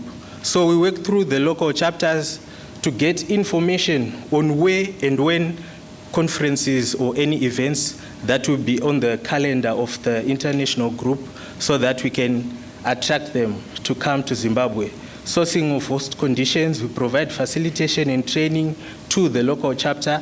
Interpretation of host conditions, some of the terminologies for MICing and conferencing is a bit technical. We provide that assistance. Budget preparation, all components of a conference from start to finish, bid presentation, bid preparation, bid defending, on-site hosting support, intergovernmental facilitation. The last two are now very operational, very technical on the ground. Some of it is actually happening behind the scenes as we speak. The role of the association is a bit of a repeat of the previous slide, in that when you go out there, you are the representatives for us. Whenever the topic of the next hosting or the next event is scheduled, we hope and rely on you to raise your hand, to accept or to bid, to show that interest, that you would want the next event to be held in your country, in this case Zimbabwe. And then the lobbying of the event, the assistance of the facility. Right, so in conclusion, we are a government office providing a service, invoice-free. For us, our revenue comes from the business that comes or that follows conferences and events. We look forward that you enjoy your stay in Victoria Falls. We look forward that you spend as much as humanly possible. Anyone who's never been to Victoria Falls, we are waiting for you at the waterfall there, one of our 4 UNESCO World Heritage Sites that we have in Zimbabwe. Anyone who hasn't done any adrenaline, we are waiting for you to do bungee. We are waiting for you to do rafting. Zambezi River is one of the rivers that is class level 5 rapids in the world. Any professional rafter would attest to what I'm saying. So when you're done with the conference, when you have a free session or free break, please feel free to go and take a plunge. Thank you.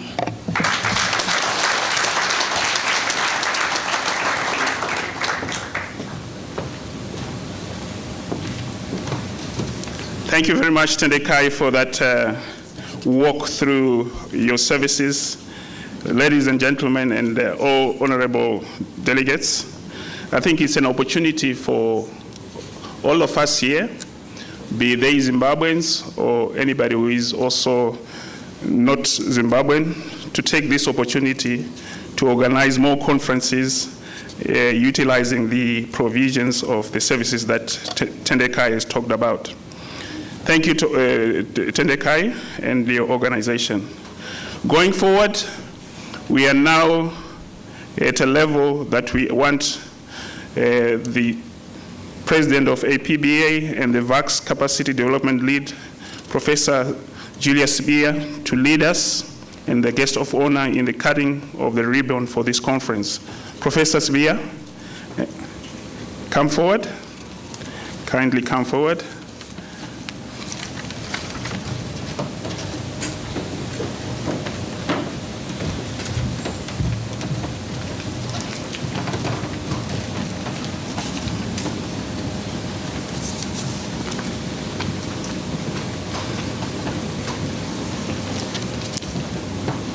Honorable Minister, Dr. Jongwe Masuka, kindly ask you to do the honors of cutting the ribbon for us to officially mark the official opening of this Plant Breeders Association conference, the 4th conference in Victoria Falls, Zimbabwe.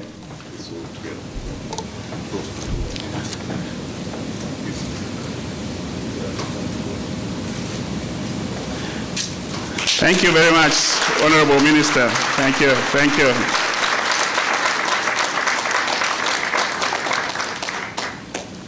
Thank you, you can take your seats.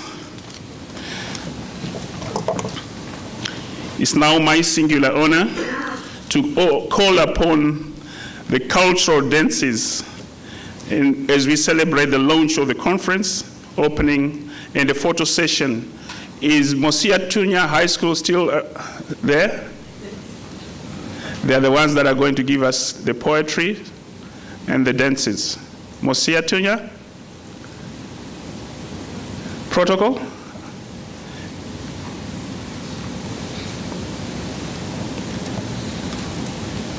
While we wait for Mosia Tunya to come through, I think there have been challenges that we've been presented by the different speakers that have been coming forward. And my feeling is the first challenge was when the minister said climate change is real. Climate change is real. Because there are a lot of contrary thinkings and ideologies or schools of thought, but at the end of the day we feel as a people, as breeders, as innovators, as technology movers, we have the challenge of facing the reality of climate change being real in our societies, in our environments. And we need to embrace the idea and walk forward the race of developing the technologies that are ideal for the different climate change issues that we have in our respective countries and in Africa in general. I know all of you are now focused on what the little ones are about to do. You're not even listening to what I'm saying. So the next thing is, I would want us from the audience, do we have anybody, do we have mics around? Do we have mics? IT? Any comments relative to the guest of honor's presentation on climate change and the 2 pillars that they are using within the ministry, pillar 2 and pillar 4? Do we have any feedback relative to any presentation that we have had so far from the audience? This is an interactive conference. While they are preparing, we can actually be interacting. Any comments from the floor? Nothing. Okay. The little ones, you can go ahead. Thank you.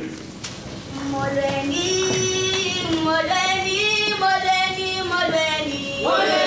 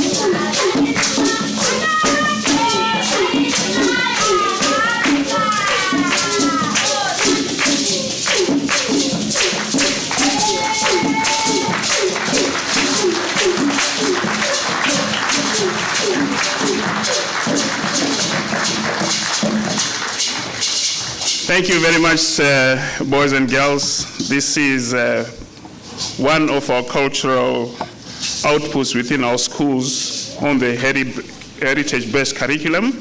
You would appreciate we have two sets of curricula in the country. The heritage-based at primary and secondary school level.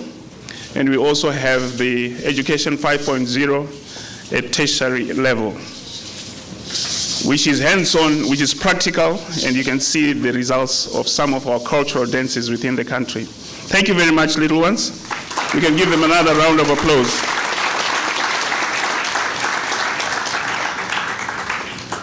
Now we go on to another presentation from Shearwater. Shearwater, are we here? Yes. Can you come forward and do your presentation? Is it electronic you've uploaded? Thank you.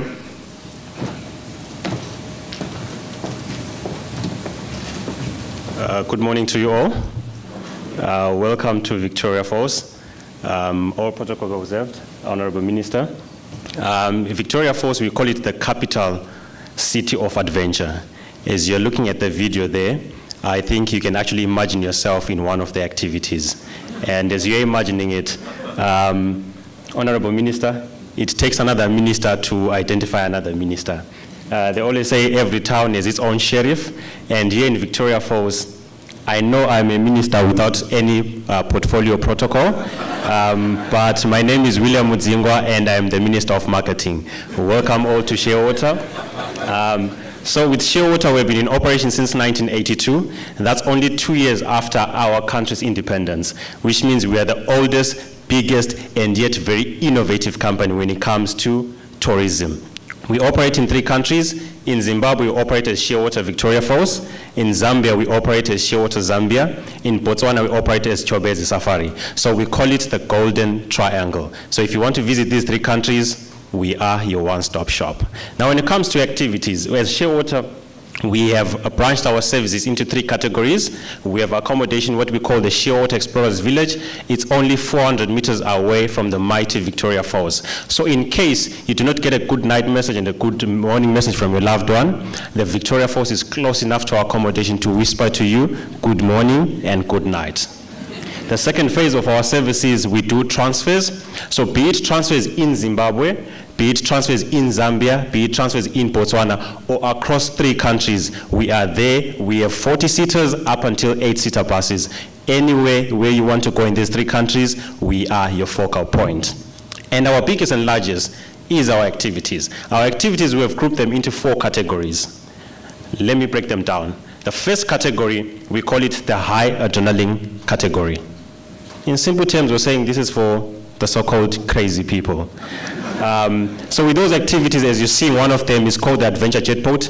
This is like driving a Lamborghini on the Zambezi River, because it's a 485 horsepower boat, and it will take you a thrill. You are just only there on the river for an hour. And the one that you're seeing over here is what we call the whitewater rafting.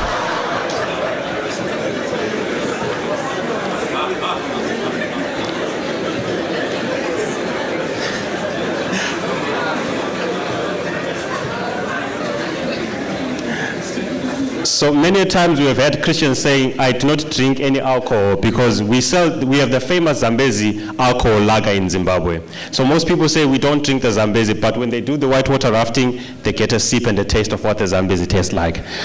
So when it comes to adrenaline activities, we have the jet boat, we have the whitewater rafting. Those are for the crazy junk people. But however, as Shearwater, we have everything for everyone. Then our second phase, we have our scenic activities. As you have seen, we have actually the helicopter, and we have built the most famous world-class air lounge in Victoria Falls, which was officially opened on the 1st of October. We now have 8 helicopter flights, which means you can book now and fly now at any time. On the scenic activities, as we said, you cannot come to Victoria Falls and not do the guided tour of the falls. So in Victoria Falls, you have 3 ways of experiencing Victoria Falls. First of all is on the land, which you go through the guided tour of the falls. The second one is through the air, which is your helicopter. The third one is on the water, either in a crazy way or in a scenic way. In a scenic way, we have what you call the river song, which is your cruises. And our cruises, we have 3 options. You can do a morning sunrise cruise if you're a bird lover. You can do the lunch cruise if you are a food lover. And you can do the sunset cruise if you are, okay. And then our third phase of activities, we have the safari activities, where you get an opportunity to do your game drive, you could do your game walk, and you have seen we actually have what an activity that is called Through the Eyes of an Elephant. If you realize Victoria Falls is highly densely populated with elephants, and there is tendency of conflict between human beings and elephants. We would have loved to take elephants, put them in a hole, and teach them how to deal with human beings. But we know it's easier for us to teach human beings how to deal with elephants. So this is an activity that showcases people the behavioral habits of elephants. So that when you see an elephant, what do you do? Do you run away? Do you scream? Do you throw stones? So this activity is both educational and fundamental. As we're speaking about climate change, they are also part of the global climate environment. So this activity showcases our desire to take care of elephants, but at the same time, educate people more about the elephants. And last but not least, we have the cultural activities.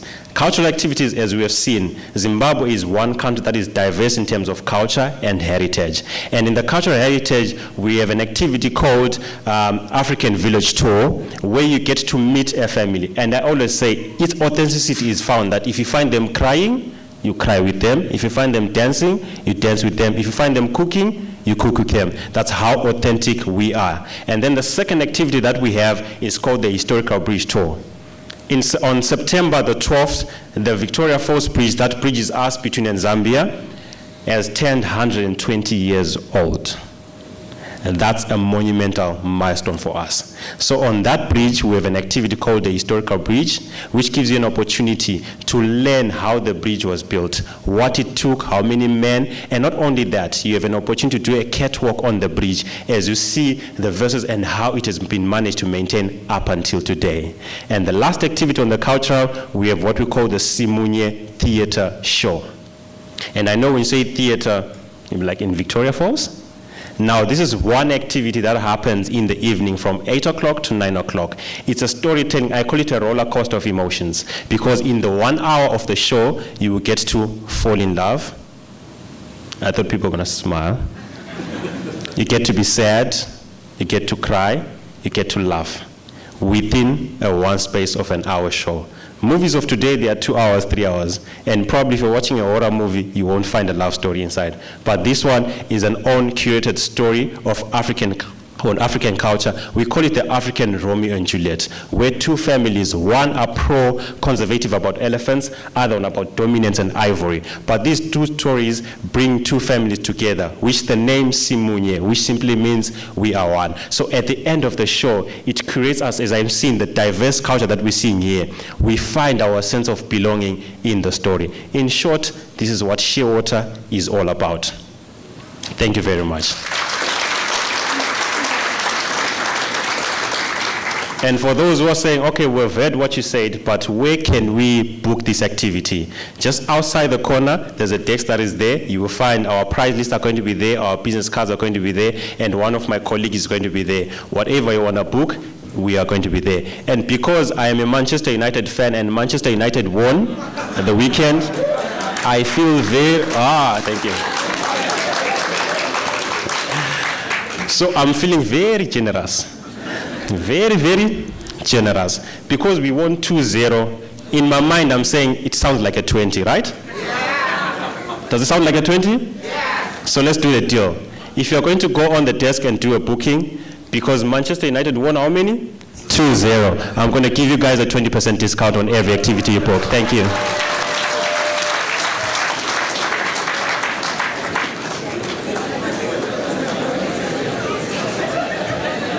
Thank you, Minister of Marketing, William Muzingwa. Why are you running away from your colleague who is here? Thank you very much for that presentation. Ladies and gentlemen, we have come to the end of the first session of the day. But as a reminder, before we do housekeeping issues, those that haven't registered yet, kindly do so when we go for the tea break now, because your meal voucher for the lunch is on that registration tag that you have here. So you won't have your lunch if you don't register in good time. Kindly do it when we go for tea break. For housekeeping, as in tea break, we have our teas ready already. we are going to be served on 2 floors. This floor that we are in, and then the ground floor. You choose wherever you want to go, but it will be advisable for those that are supposed to be registering to go down.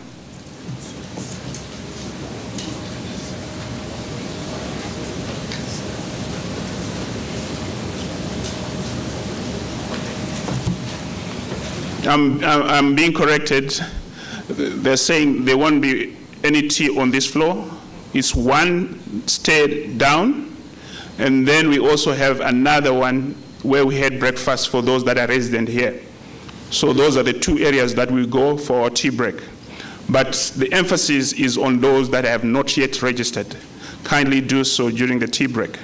And also within the context of the next session, kindly ensure that those that are doing presentations within the plenary could give our IT team their presentations in good time for beaming and uploading. Thank you very much. Have a nice tea break.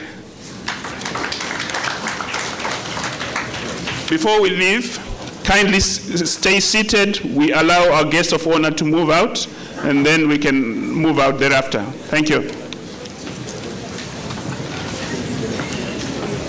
Thank you very much.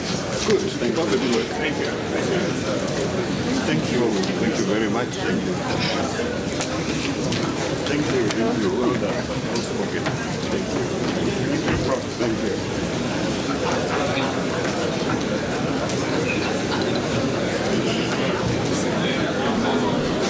Yeah, I think we can now leave. Thank you.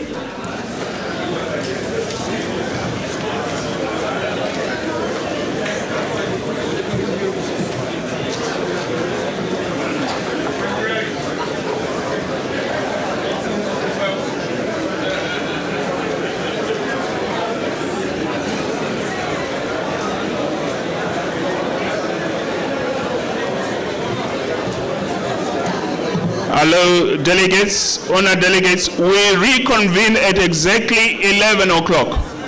We have 30 minutes of tea break. We reconvene at exactly 11 o'clock. We reconvene at 11 o'clock. Thank you.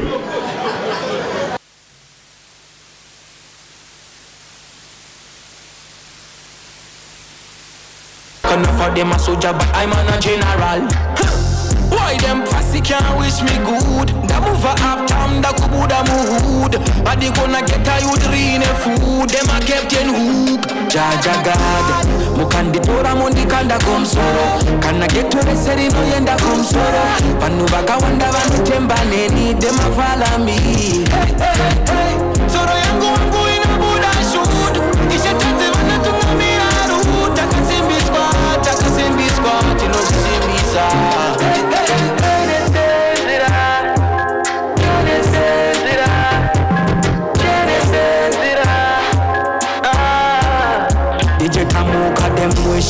Dive a better plan.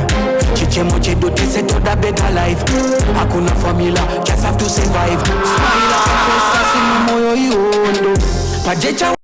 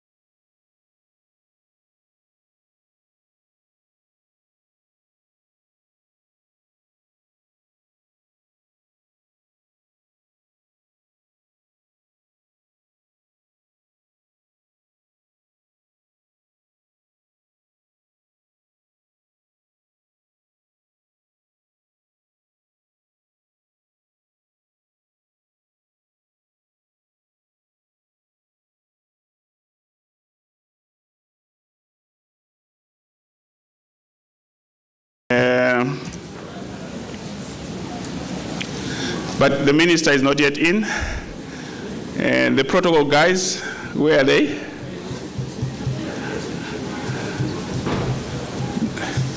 PEMSEC, Dr. Kuchwayo.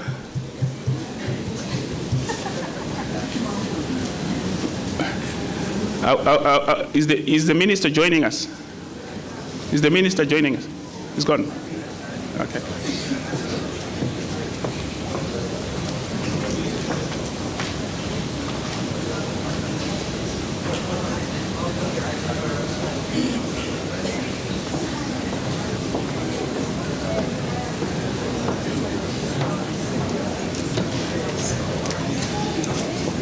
I think we can start now. I'm told the minister is already left, but still we can continue with our main session of the day. Ladies and gentlemen, allow me to introduce our keynote speaker, Dr. Abdul Tenkwano, who is an eminent scientist in agricultural research and development with a career spanning close to 4 decades, dedicated to advancing scientific knowledge, agriculture innovation, and food systems transformation. He assumed the position of Director General of ISIPE in January 2024. Dr. Tenkwano, your platform, please.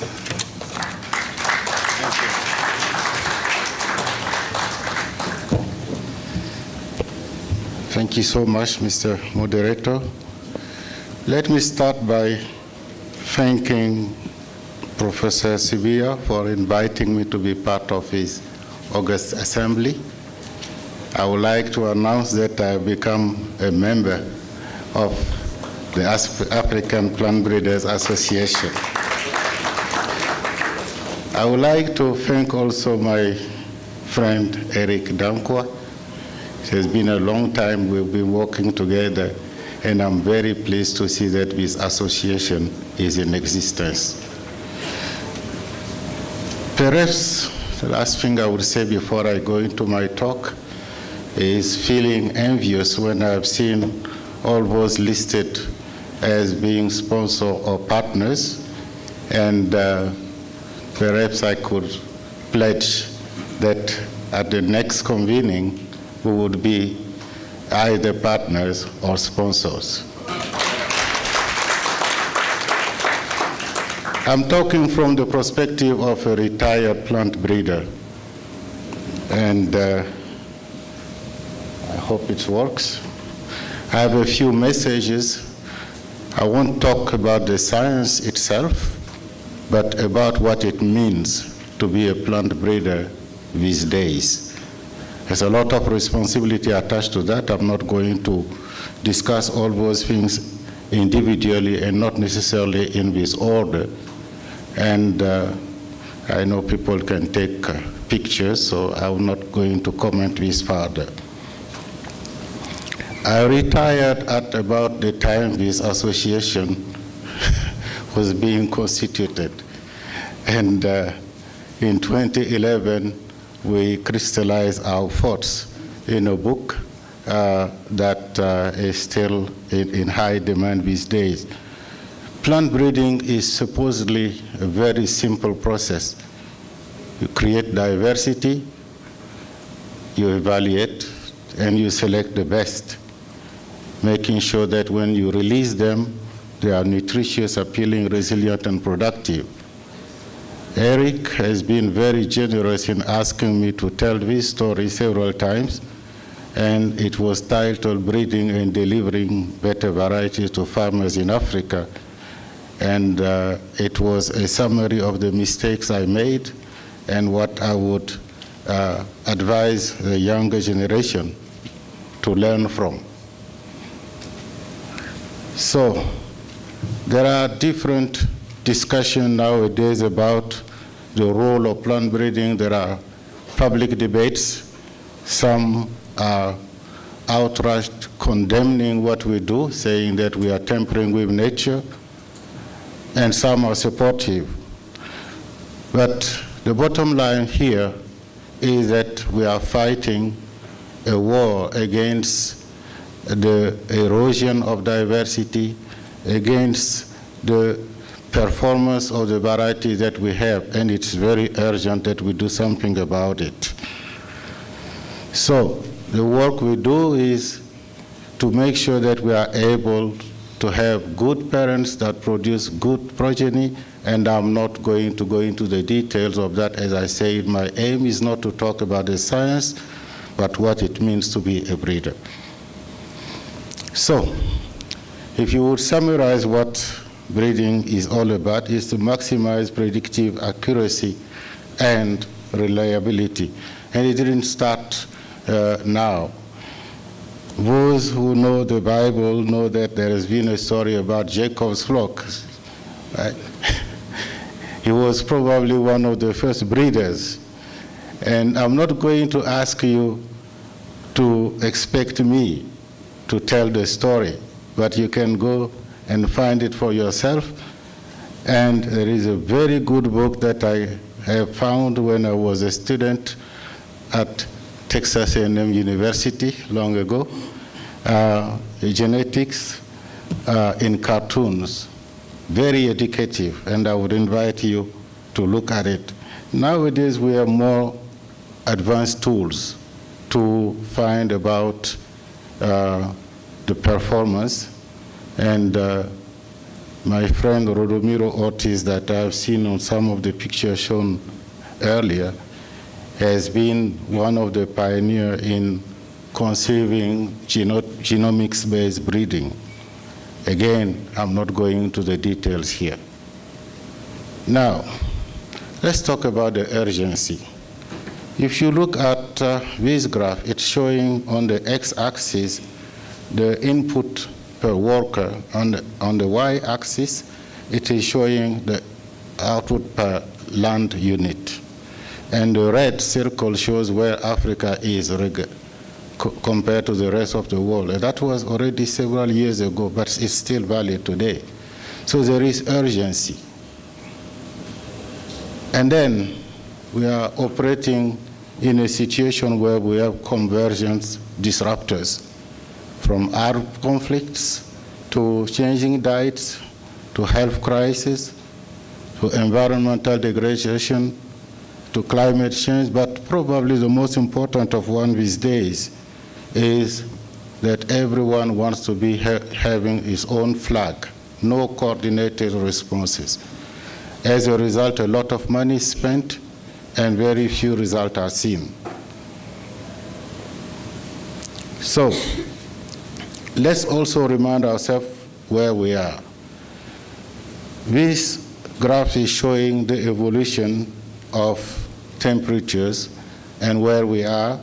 The red bar shows where the Industrial Revolution started. Then we have had what is called the Great Acceleration, and now we are in the cloud area where we can make it or not make it. It's our responsibility, and perhaps we should call it the Great Consternation period and work deliberately on changing that. There are different scenarios of what we could do. I borrowed this from my good friend Bernard Van Lauwe of IITA, and he's showing that there are two routes. You can go the ecological way, agroecological way. It could take a lot of time. Or you can go the productivity way. It could take a short time, but you might still not be getting what you want by letting agricultural productivity be driven by profitability at the expense of the sustainability of our systems. No more comment on that, because we can discuss that when we come to the panel. So, if we are responsible for part of the change of our landscape, shouldn't we change ourselves to make sure that we are able to bring things back in the right direction? So remind ourselves that we go back to the basics. Food originates in the field, and the field is in the environment in which we live with others. That's very important. impact is what we are being asked to make. And I felt that this equation on the theory of relativity applies very well to us. E being the impact, the extent of impact that we make, M being the mass of knowledge that we have. Collectively, there is tremendous power in this room and also outside this room. What may be a problem for us is the speed of deployment of what we have. And speed is measured as distance divided by time. So we need to go far, but in the shortest possible time. And we don't have much time these days. So we don't have much time because people who are in the field, those who live the problems, are asking us, what are you doing? You have technology. Where are they not coming to us? Why are they not coming to us? So we need to be able to respond to this very quickly and understand that until our communities are resilient, whatever we do is probably useless. But in doing the work that we do to respond to the needs of the communities, we must be able to distinguish between immediacy and long-term benefits. So we must be responding immediately, but also prepare ourselves for the future. So when you start talking about working with communities, what is the meaning of this equation that we all know, that the phenotype is the result of the interaction of genotype and the environment? For the communities, what counts is their environment, not others. So you need to be able to adapt to the environment. So what could you do? There are many ways we have been taught in school about how to minimize that interaction. But I'm challenging us to think on how to handle G by E these days by going through the route of Bayes' theorem. Shows the phenotype that maximizes a genotype given the particular environment that it has to be deployed in. That would be the best way of making the community, in my view, to value the genes that you are bringing there. Of course, we can do a lot of things with statistics. Today, we have a lot of tricks with statistics, but the science is a science. Statistics are not going to eliminate the science. Common sense will be the way to go. One thing that we face, I was working on a crop called banana. It's huge, it takes time. An interesting crop that you must force to produce seeds, but in the end, you want a seedless product. Very interesting as a model crop. We started thinking we can't be everywhere with that crop. So why shouldn't we looking at different environment, meaning the context, and see what is the most important part of the banana or the kind of product that they value the most, and work through to understand the biology behind that that they like, and breed that into our screening process from the beginning. So we developed what we called a concept of market potential for targeting new varieties. I can discuss that in more detail if needed, but it is in that book that I've mentioned. So respond to the needs, understand that the technologies and processes are just one part of it, but you need to work with partners. I've heard something about partnership that are powering progress. That's where we need to be doing a lot, in my opinion. Doing a lot, taking into cognizance that we have people with their values and that they need services to be supporting them, government, for example. So bringing technologies that are disrupting in nature, but in a non-disruptive approach, that's a challenge.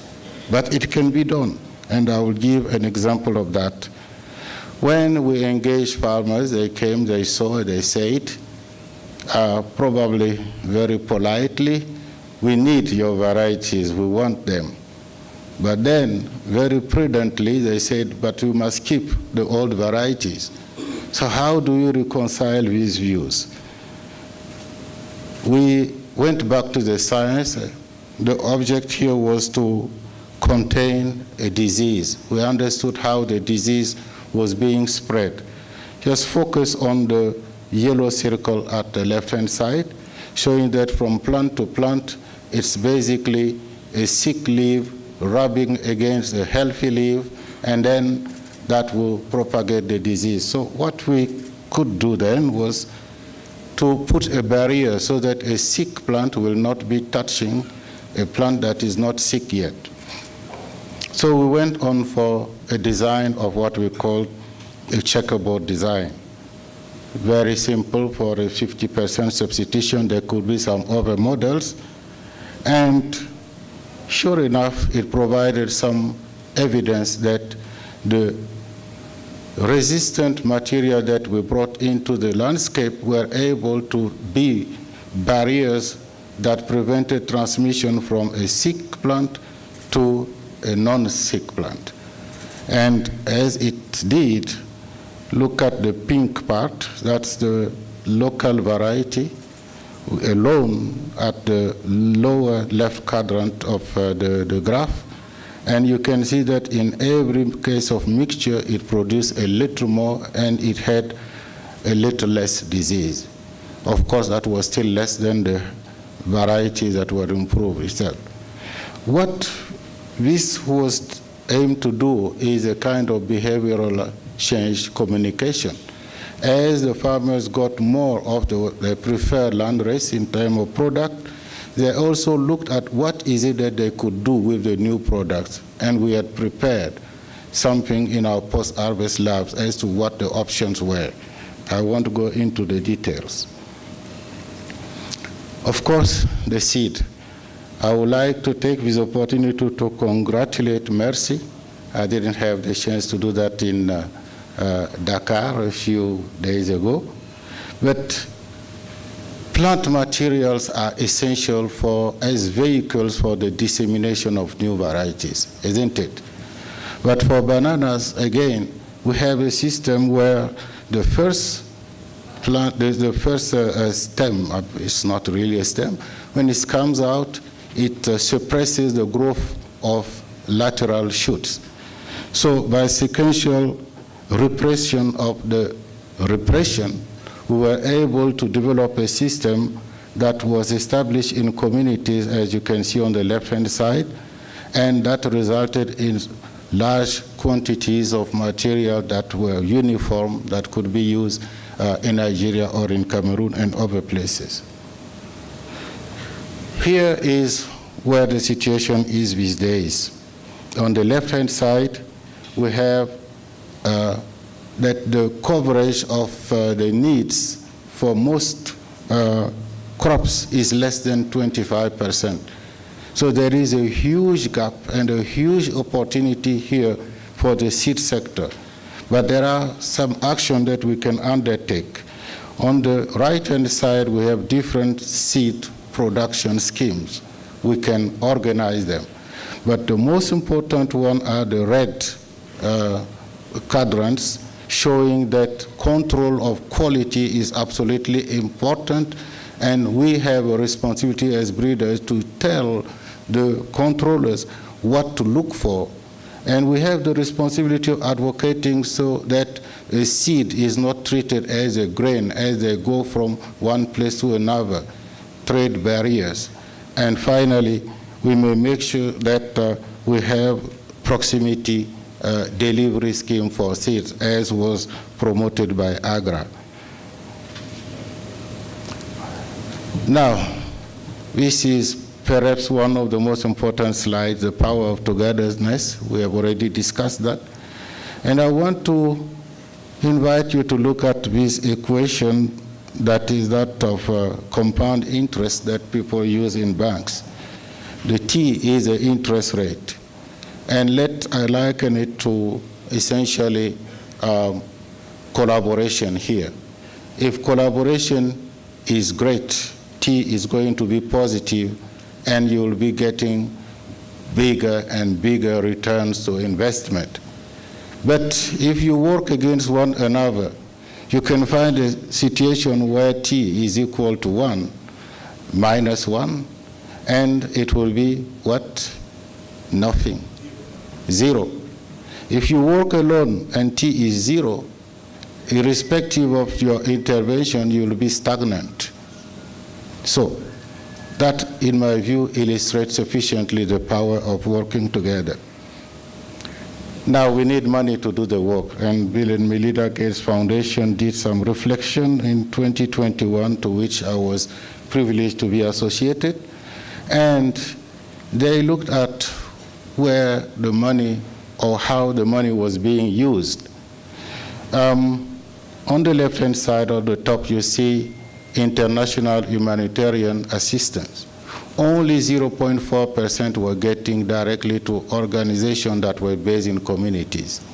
I'm not saying that they didn't get the resources, didn't get the results, but the organizations that know the problem are the most effective to transfer innovation.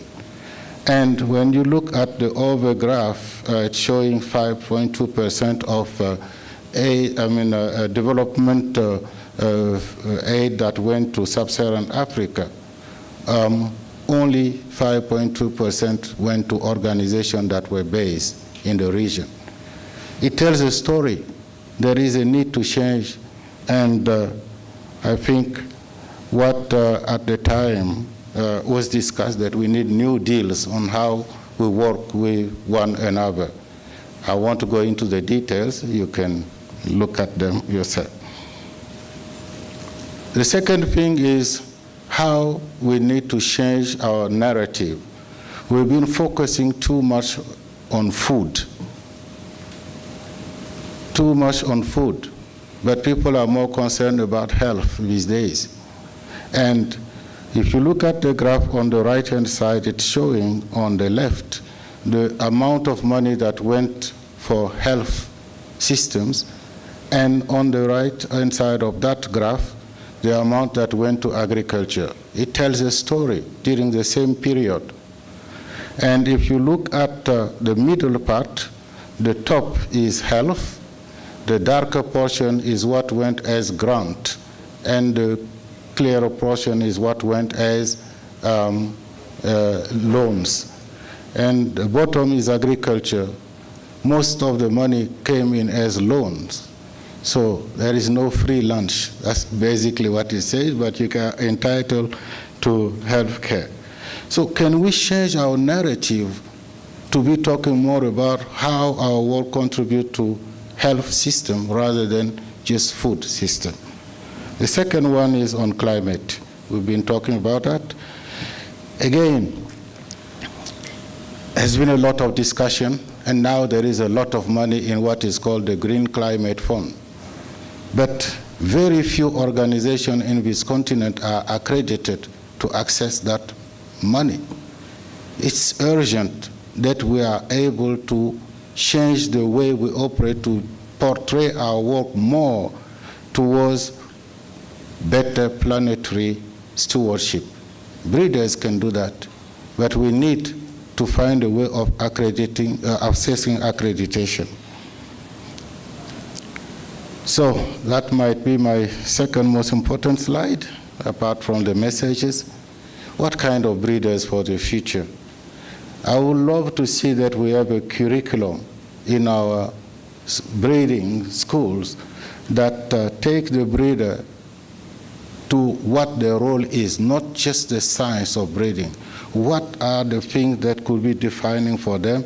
And the list is there. There is an evolving role. Why breeding requires more than genetics, and so on.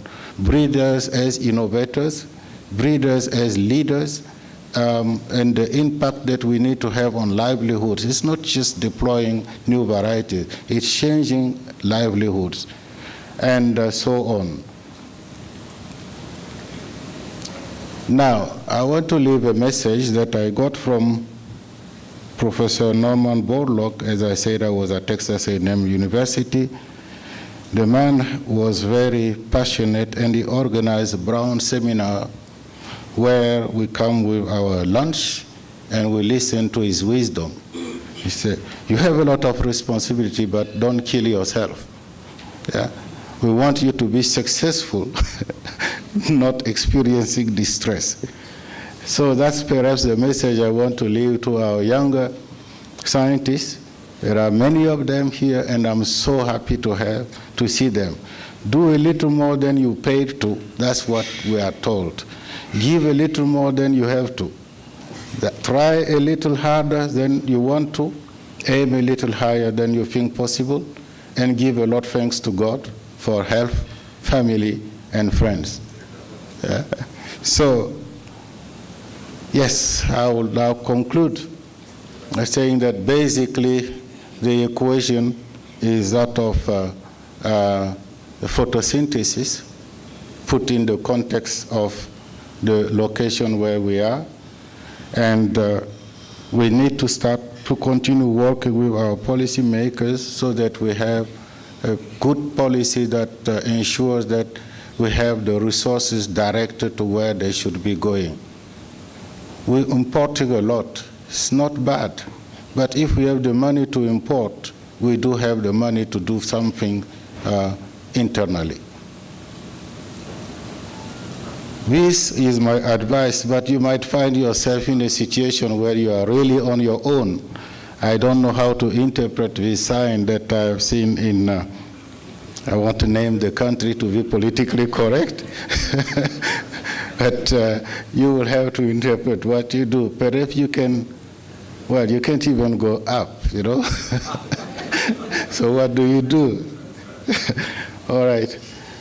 This was my message. Thank you so much for your kind attention.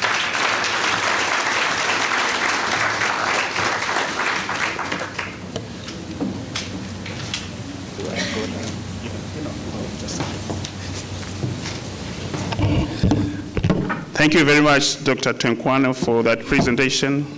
Words of wisdom, especially to the young breeders that are coming in his conclusion. I got a few points that perhaps we are going to discuss along the way, but I want this session to be as interactive as is possible. While we will have plenary discussions up front here, we are also going to throw some questions and possible answers onto the floor, and we interact as we go along the whole discussion. In the meantime, thank you very much, Professor, for the insightful presentation. As a summary, I just want to highlight on a few things that he touched on. The issue of maximizing predictive accuracy in our breeding, the use of advanced tools, AI, and genomic data. You are also saying it's time that we make it or break it. This is the point. We need to define the way forward. Do we go the agroecological way or the productive way? Those were some of his points. Do we go the profitability, or is profitability versus sustainability issues? Where are we choosing, and how do we balance the two? He was also talking about the issue of impact, widely adopted and timely adopted. He also talked of the theory of relativity and the MC squared, the famous one from Albert Einstein. But he was also talking about going far in the shortest possible time. But there's a question to it, as he highlighted. Is it immediacy versus long-term benefits? Do we want short-term benefits? Or we want solutions today that don't last? Or we do the precision aspects with long-term benefits? You also went into the G by E aspects and the issue to do with demand-driven breeding. So when I was looking at it, he looked at the whole value chain, and then he also went into the narratives of the second narratives of food versus health. And he showed the comparison on how health and agriculture in terms of funding is happening. And we saw that agriculture has more loans than grants. And what does it mean to us as breeders, as people working with crops? And how best can we use the little resources that we have efficiently? Do we go the grand way? Do we go the loan way? And how do we do it? And then he also talked about the green climate funding, which we are not privy to in terms of accessibility, and at times we might be found wanting in that narrative. And then the last one he talked about was the challenge to the young breeders, the future of breeding as in innovation, leadership, and impact and livelihoods. So basically, that's the narrative that he gave us, and I would want to call a panel of discussants relative to his keynote address. The first discussant that we're going to have, and I would want them to be in front, is Dr. Blade, the Deputy Director of Research, ICRISAT. Can you come forward?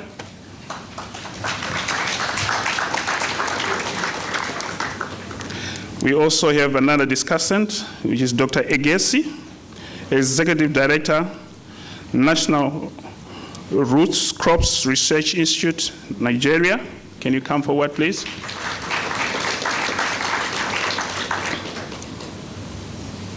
And then the third one will be Dr.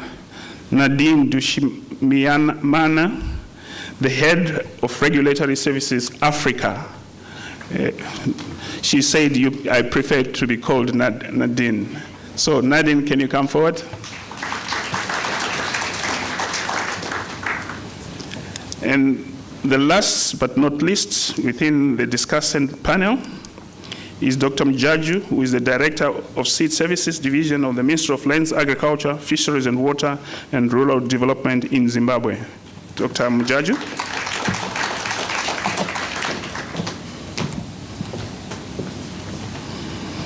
Thank you very much for your behind. You can go and sit there.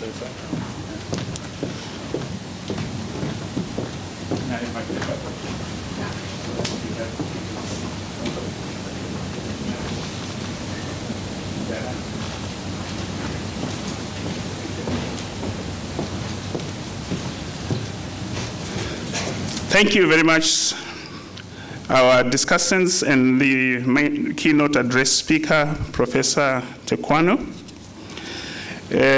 Just as much as I've given the summary to what the keynote paper was saying, I expect us as audience to be as interactive as is possible and to ask as many questions as we want. The discussants will be there to lead us in the process of the discussion, but this is meant to be an all-encompassing discussion that involves even us in the plenary. So, as he was highlighting, accuracy, productivity versus profitability, agroecology and profitability aspects, what approach to take?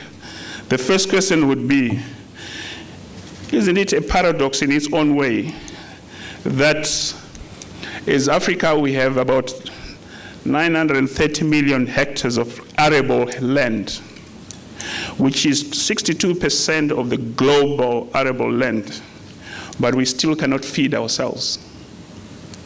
62% of the land that is arable for food production is in Africa, but we can't feed ourselves. Why? Why? In our winning the race against food insecurity, malnutrition, and climate change, what is it that we are missing, given that we have the resources except for the financial side?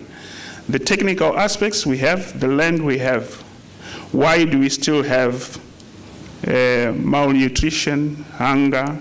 Is it a policy issue? Is it a production issue? Is it a question of very few innovation in terms of, he was also talking about the interacting, the G by E aspects, the phenotype versus the genotype in a targeted environment. Are we missing the point in our mega environment analysis or in our localized breeding or ecosystem breeding that we do as breeders? So I'll kickstart with Dr. Blade. Where are we missing the mark? Well, thank you very much to the chair, and thank you to the organizers. It's a great pleasure to be here on this distinguished panel. I would just acknowledge all of my colleagues here on the panel, of course, all of the other distinguished scientists in the room, and of course, it was so good to hear from the Honorable Minister. I've had the good fortune of meeting with the Honorable Minister on a number of occasions over the past couple of years, and I'm always so impressed by the observations that he makes, and I think he provided some very insightful comments on this particular question. However, as the Deputy Director General from ICRSAT, I do have to acknowledge that the Honorable Minister, doing his PhD work, he's a taxonomist, but he also is very involved with aflatoxin, and he was even working with some ICRSAT lines back in his PhD days. So it's so good when you see a politician, someone that is serving the public, that also has a science background. I know you know this, but it's a pleasure for me to be on this panel because I am a child of the CG. I worked as a PhD student in Ibadan with IITA, as a scientist, as a DDG, and even as a trustee for a number of years before joining ICRSAT. You will also know that ICRSAT is very focused on transforming dryland agriculture. So when the Honorable Minister talks about Zone 5 here in Zimbabwe, we have our research facilities in Matapos, just outside of Bulawayo, where we're doing the key work on crops that ICRSAT is very focused on, around sorghum and millet, on pigeon pea and groundnut. So all of these things are the way that we can do answers. The question you've asked is a very broad one, but maybe the point that I would make, not only as the CG, I see so many of my friends from over my career, colleagues and collaborators. You know, in the past, someone from the CG would sit here and talk about the hundreds of varieties that have been developed and that we've worked in partnership to release across sub-Saharan Africa. That's true in the case of ICRSAT, and I'm sure all of our other CG colleagues.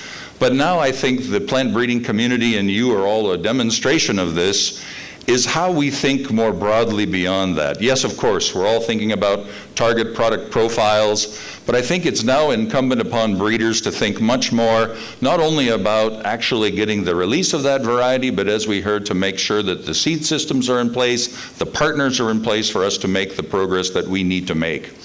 So we cannot have control over all of the elements that lead to the question that Dr. Xavier has asked us, but I think that there's a real opportunity for us to think not only about our key area of science, that deep network of activity that we do within our own programs, but to think much more holistically about how we bring together everything from gene banks to genomics to agriculture to food to nutrition to human health. That's certainly the focus of ICRSAT, and I'm sure it's the focus of all of the colleagues in this room. Thank you very much. Thank you very much for that response. But all the same, we are saying undertaking the narrative of demand-led breeding. Where are we as breeders within institutions, be it in the CG centers, be it in the NAS, and where are we focusing our response to the demand-led concepts? Dr. Igesi? Thank you very much, and Mr. Chairman, and I want to also thank the organizers for having me here and for everyone who has made it to this fourth conference of the ABBA. The question is, where are we in demand-led breeding, whether it's the international centers or the national programs? So I can speak for both, as I work in both cases. I work with the national program. I'm also engaged with the international program. And I work on cassava. So I'll use cassava as an example. How have we done that? We've been able to have that CG-NAS partnership work very effectively in the case of the crop for cassava. And we have done the product development activities around the product development, product advancement, and the definition of the product that we are targeting. And that has helped us to determine what is needed in the new varieties of cassava that we're going to be breeding for the next 2 years, 5 years, 10 years. And you marry that together with what does the market need versus what is the actual need of the people who consume cassava, which is going to be the market, the clientele. And I think we have done a good job, or we are in the process of doing a good job in determining that, looking at the productivity, the resilience to diseases, and also to the climate change. Cassava is known to be drought tolerant, but also it has issues with when you have flooding, and in Western Central Africa in recent times, we've had a lot of flooding, and cassava is a big crop in that part of the world, in that sub-region. So we've been able to bring in all the principles of demand-led breeding, engaging the different stakeholders, farmers, consumers, industry. We have what we call the demand creation trials, which is a specialized demo. Messi is here, the one that won the Africa Food Prize, is part of what she does for us, making sure that the industry is reviewing the new varieties to really understand how and advise the breeders on how we need to tweak the traits that we are working on and how to align with the products that they're going to be producing. So that's a work in progress, but it doesn't end with the breeders determining that. It also goes into capacity building, training the young breeders. I thank God for ACCI and WACI and MASI, some of whom are here, Professor Dankwa, Professor Richard Edema, representing that block. But I mean, they are not the only ones doing that in Africa, so we're beginning to bring it home. I think the African Plant Breeders Academy is also very important to mention at this instance, how they've built capacity. The keynote speaker was talking about the leaders, the mentality of leaders, thinking about it. So it has become the way people think, the way breeders in Africa think. And I think that's even the biggest win. Thank you. Thank you, Dr. Egesi, for that. But looking in terms of policy frameworks, regulation, the interactive approach to things, and the seed systems in general, what would you say, Dr. Mjaju, on the flow of seed, or the technologies, or the germplasm and the hybrids or the products that are on the market, and the handling of those through the systems, perhaps with experience in Zimbabwe and the SADC region or in Africa as a whole? Dr. Mjaju. Thank you, colleagues, for having me here. I'll try to be a bit rough in my approach to answering this. Believe you me, Africa, particularly the SADC side and the East African side, we have done what we could in terms of trying to harmonize our seed regulations in a bid to then harmonize the seed systems to make sure that we have enough seed to cater for our regions. But as it may, we have all those in place.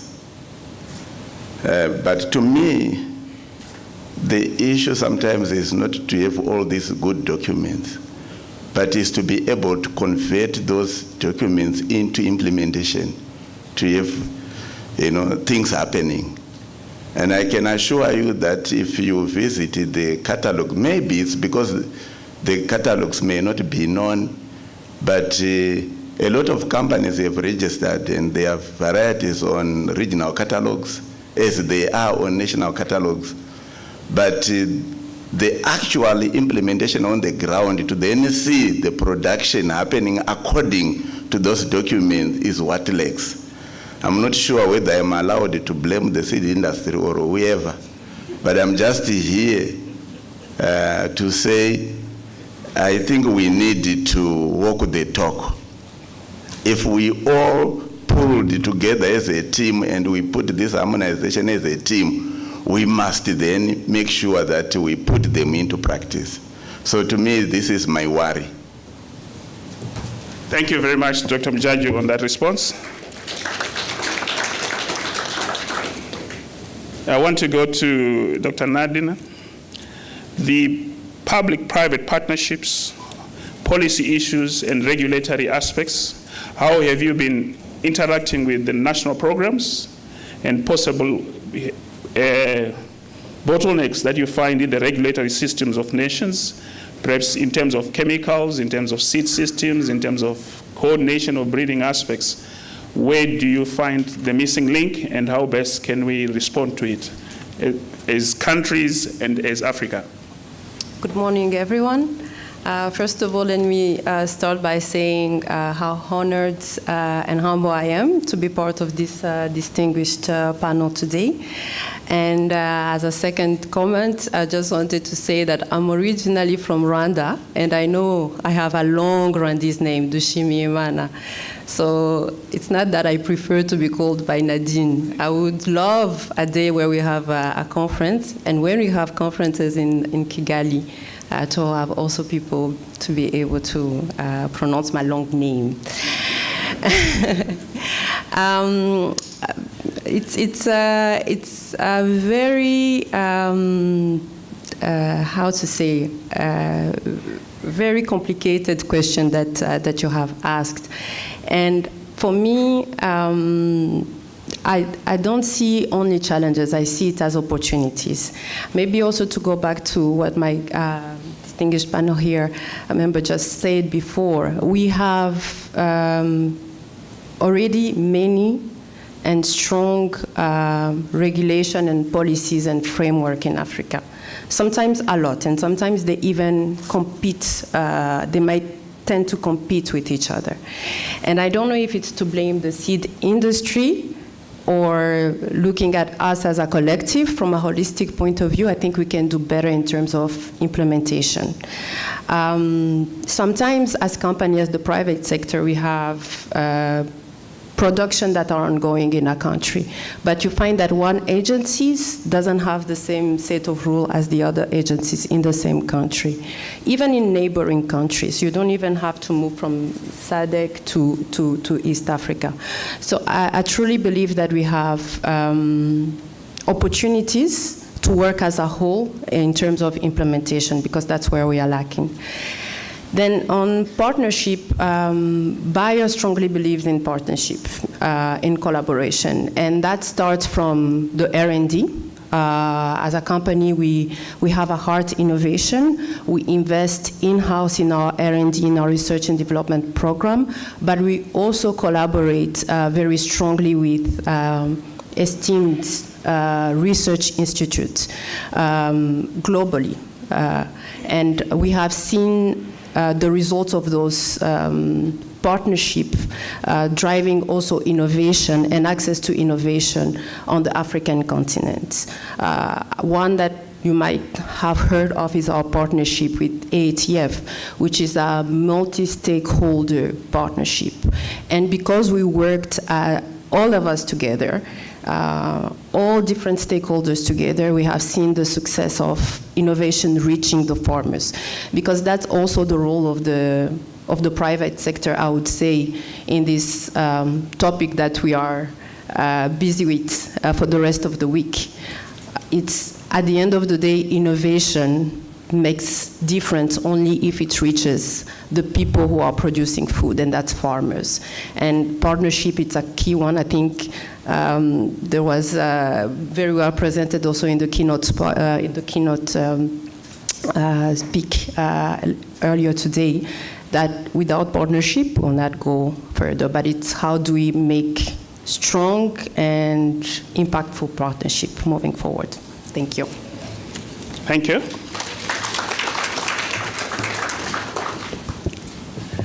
Having heard from the discussants, I want to take it to the plenary, and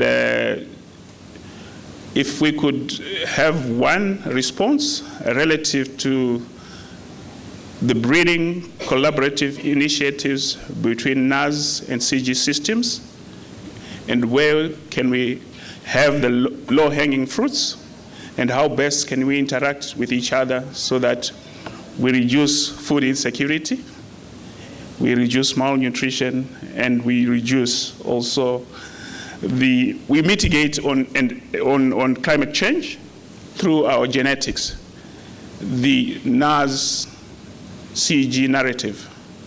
Any response from the floor? Tadesi, you want to say something? Do we have a mic?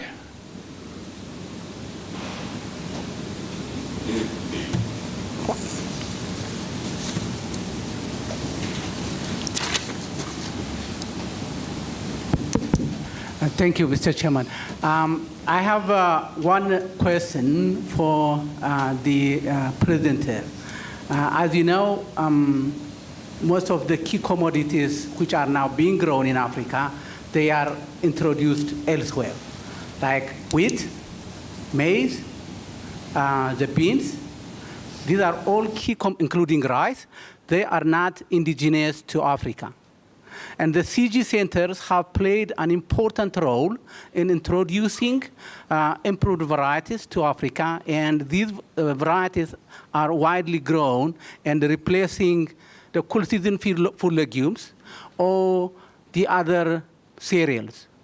And yet, my question is, as funding is becoming limited also in the CGR, because there are many initiatives, and these initiatives are diluting the resources away from the breeding program, there may be a time for the CGR also not to continue supporting breeding such crops to the national programs. In this way, there is a need to strengthen the national breeding programs.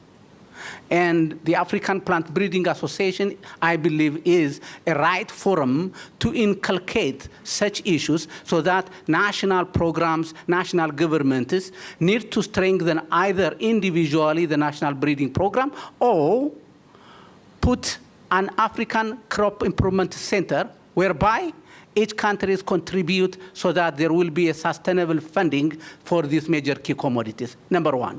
Number two, as we are introducing, varieties, germplasm across anywhere, we need to have a strong national quarantine system. If we are introducing germplasm everywhere, and then we will end up breeding pests and diseases into Africa.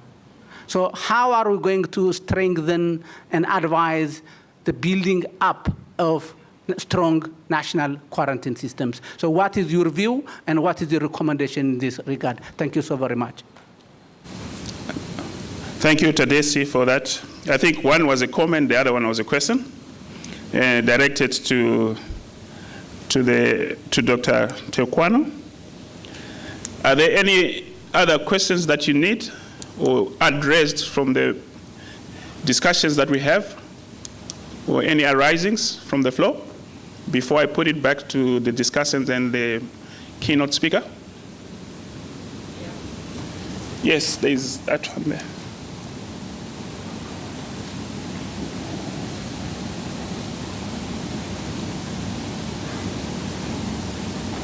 Okay, thanks so much for your presentation. I think what we have been saying here is very good, but the key thing is how are we, when we are looking at a sustainable funding, because when we look at kind of like most of our funding from Africa, we are still depending on, we are still depending on a lot of external funding. But what are we doing in Africa? When we take each country, what are we doing? Where are we? How can we reduce our dependency against external funding. Thank you. Thank you. Thank you. So the question of funding and prioritization of resources relative to the key crops that we have in Africa is pertinent.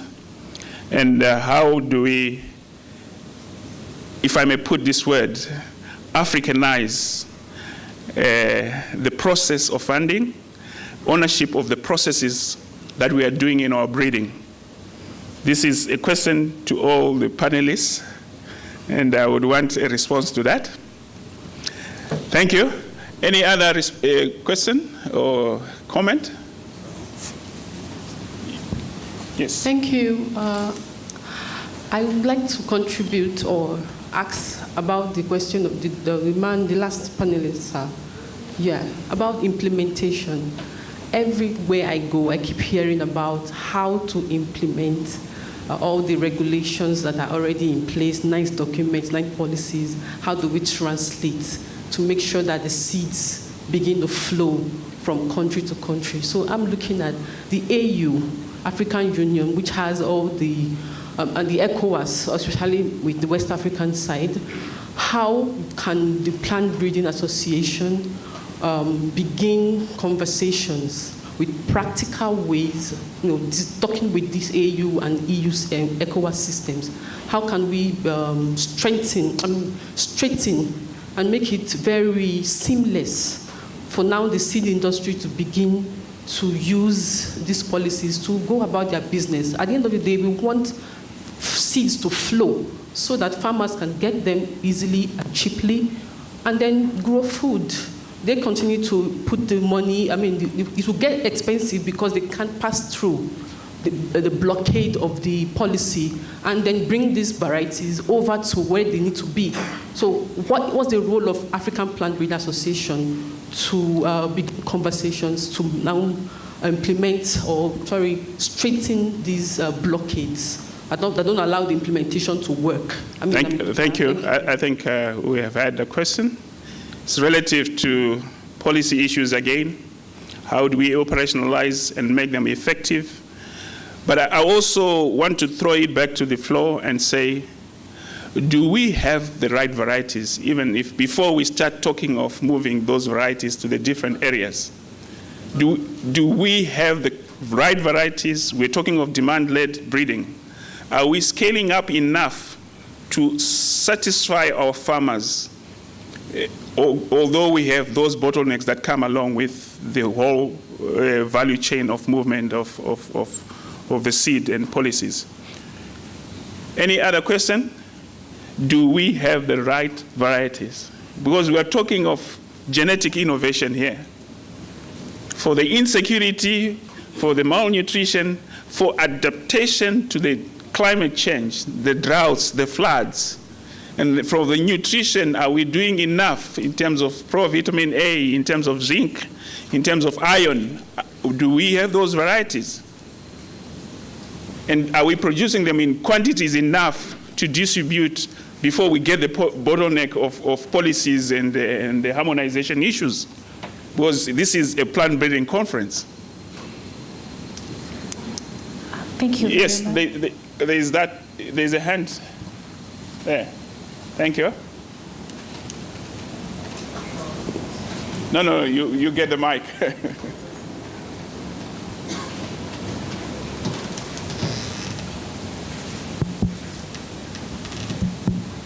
Yeah, thank you. Thank you for the opportunity. I think one question which you have raised, do we have varieties? I think yes, there are good examples where the CG and NARS collaboration bring out varieties which are adapted to climate change and has been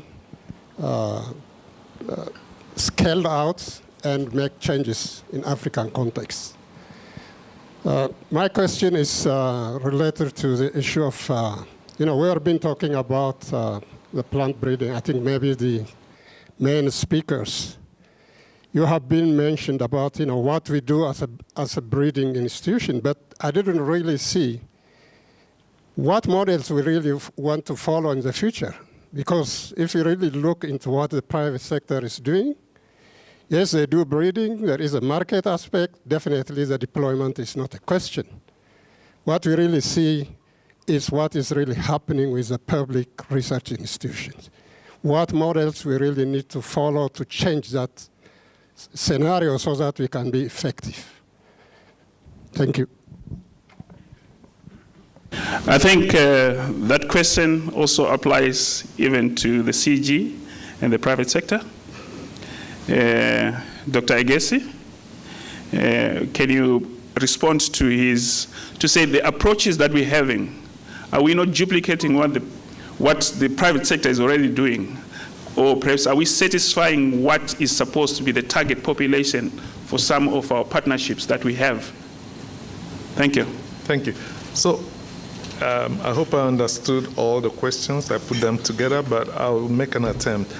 So I think the kind of crops we grow in Africa, or the staple foods in Africa, are the kind that we've not really seen enough effort or enough investment from the private sector to leave everything to the private sector to determine. A lot of the foods are still being produced by smallholders in communities, small rural communities. And it's not a snap of the finger that will turn everything around. So we need to be making progress, making the movement towards getting a perfect system. And like they say, we should not allow perfect become the enemy of good. We should be on the pathway of continuous improvement. And that helps us to know, do we answer some of the questions like, do we have the best varieties? We probably don't have the best varieties today. But do we have what is good enough to solve our problems and we keep going until we improve? I think yes, because the needs for today will change tomorrow. For example, you don't know what will be the need for tomorrow. We are breeding for what we assume we understand the market needs today. And so we're breeding for that. But bringing in the principles that the private sector is using in breeding and adapting it to local conditions, national programs, like somebody was saying, for how long will the international centers breed for Africa? Adapting those practices or technologies in the local systems, such as even the locally based CG centers and the national programs, and beginning to strengthen them. It takes a lot, but it's something that we shouldn't keep talking about. We should encourage our governments, starting from AU, going to the sub-regional organizations like SADC, how do you call it? SADC, Asareka. Is it Asareka? No. SADC, what's the East African one? Asareka, and then going to West Africa, ECOWAS, and all of them, CORAF, all of them getting to understand that this is an effort, this is something we need to put investment in, encouraging governments to invest more. Because like somebody was asking, what is the sustainability of funding that we are hoping to get? It's still the best, it's a gift. A gift remains a gift. The problem you determine to solve in your house is the sustainable solution. So we need to get the governments to understand that how much money, how much percentage of the budget is given to agriculture. Even the little that is given to agriculture, how much is given to agricultural research or to crop improvement? We all know the answer. And that's the main problem we have. As soon as we begin to make everyone understand and policies are beginning to align towards crop improvement, then we will say we are making progress. But we cannot do it sitting alone here in the meeting, in a conference, talking to ourselves as breeders. We need to make sure that the communication from here is reaching AU. Like, we should make sure that AU is, highlighting this in their documents that they share when they meet at Addis Ababa, and the same for the sub-regions. And we begin to send it to government that this is what came out and this is what's expected. We need to amplify our voices at that level. And we'll probably begin to need people they call influencers to help us do that in a meaningful way. Thank you. Thank you very much, Dr. Agesi. This is a call to action, perhaps. I don't know whether a PBA can then influence policy, or there should be an arm within the same organization that we will need to create to generate the momentum to influence policy going forward. It's a thought process that we need to engage with and understand. Dr. Tukwano, you talked about health, because here we are talking of malnutrition. There are issues to do with health. How do we shift the narrative from productivity aspects to health? Where are we, and how do we do the interface going forward as breeders? Thank you.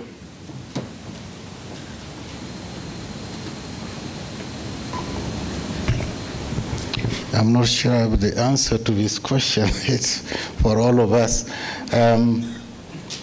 I was told that if you eat well, you don't necessarily get sick.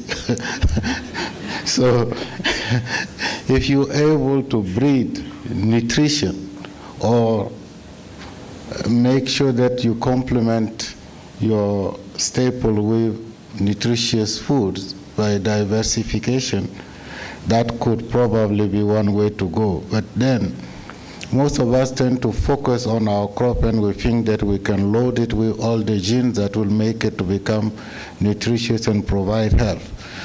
I've tried that. And I will say that you can succeed, but usually at a relatively low level. Maybe in rice there has been some good example. On sweet potato, the orange flesh sweet potato is a good success, but there aren't so many of them. So how do we actually change the narrative? I recall an experiment that we did with the Ministry of Education, Ministry of Health, and Ministry of Agriculture, and it was called Vegetables Go to School. Essentially taking the approach of educating the younger people as to how they could provide in their gardens food that will go into school feeding program and make them healthy.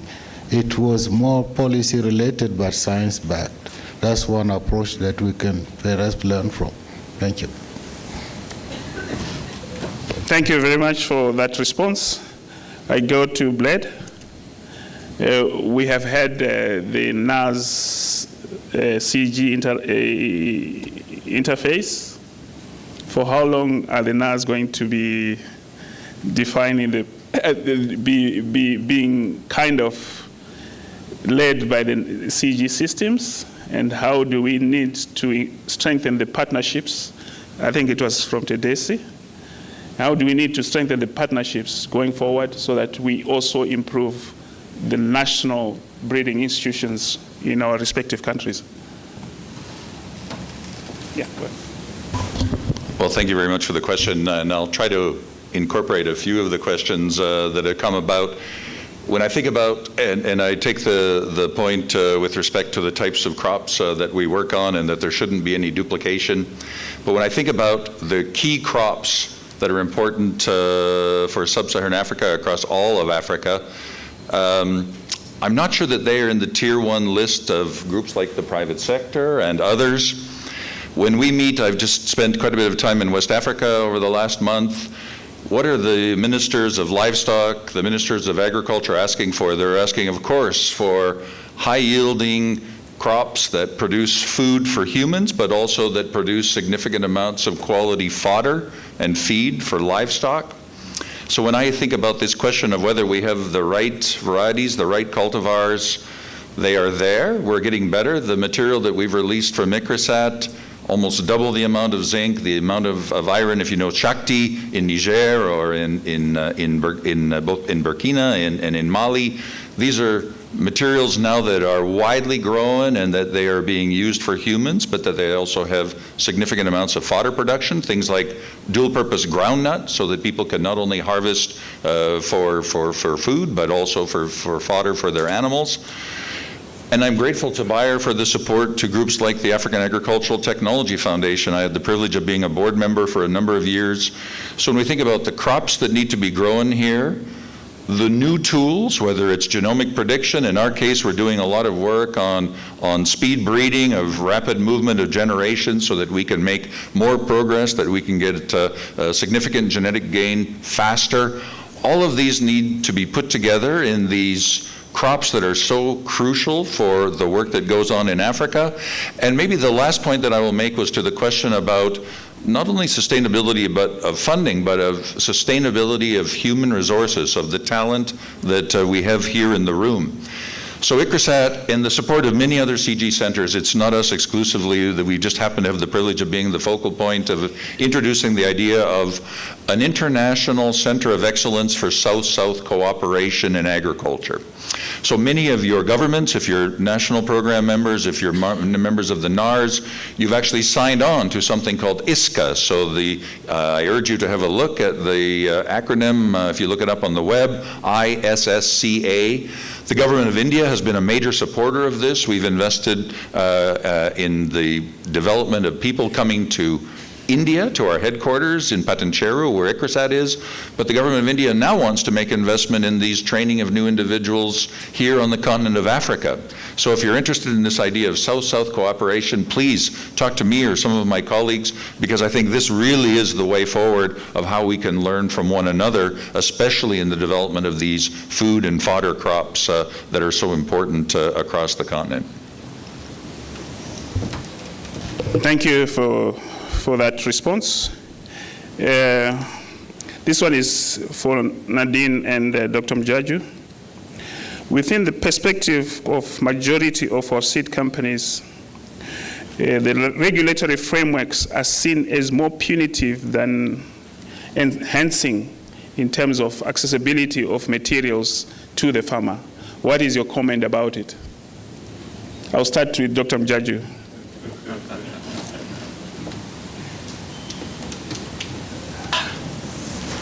No, thank you for that. Yeah, you know, when you sit between a rock and something else, you are trying to, yeah, there are a number of things. In fact, I had a number of things to say for Africa particularly.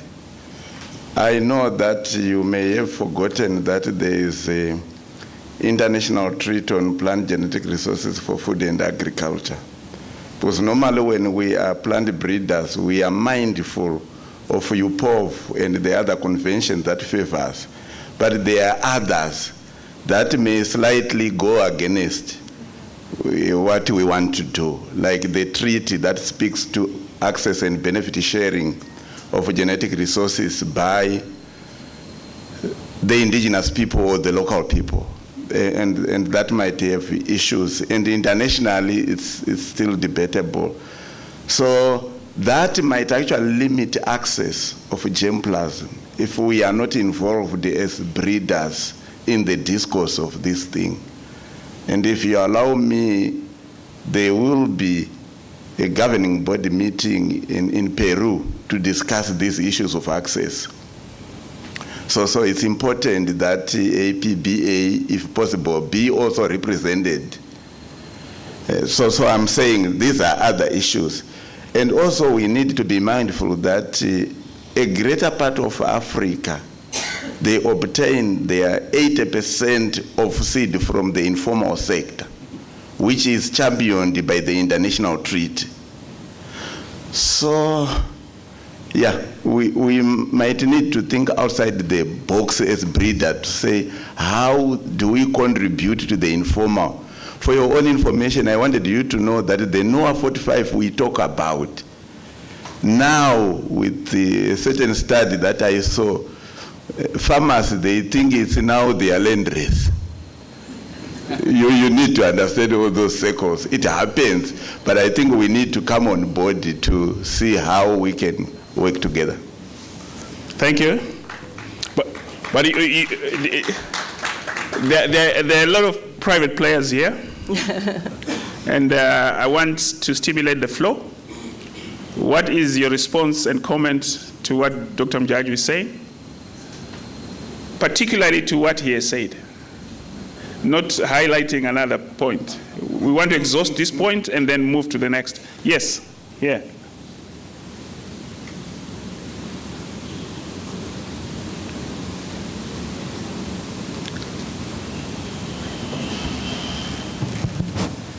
So a suggestion for a radical change in thinking.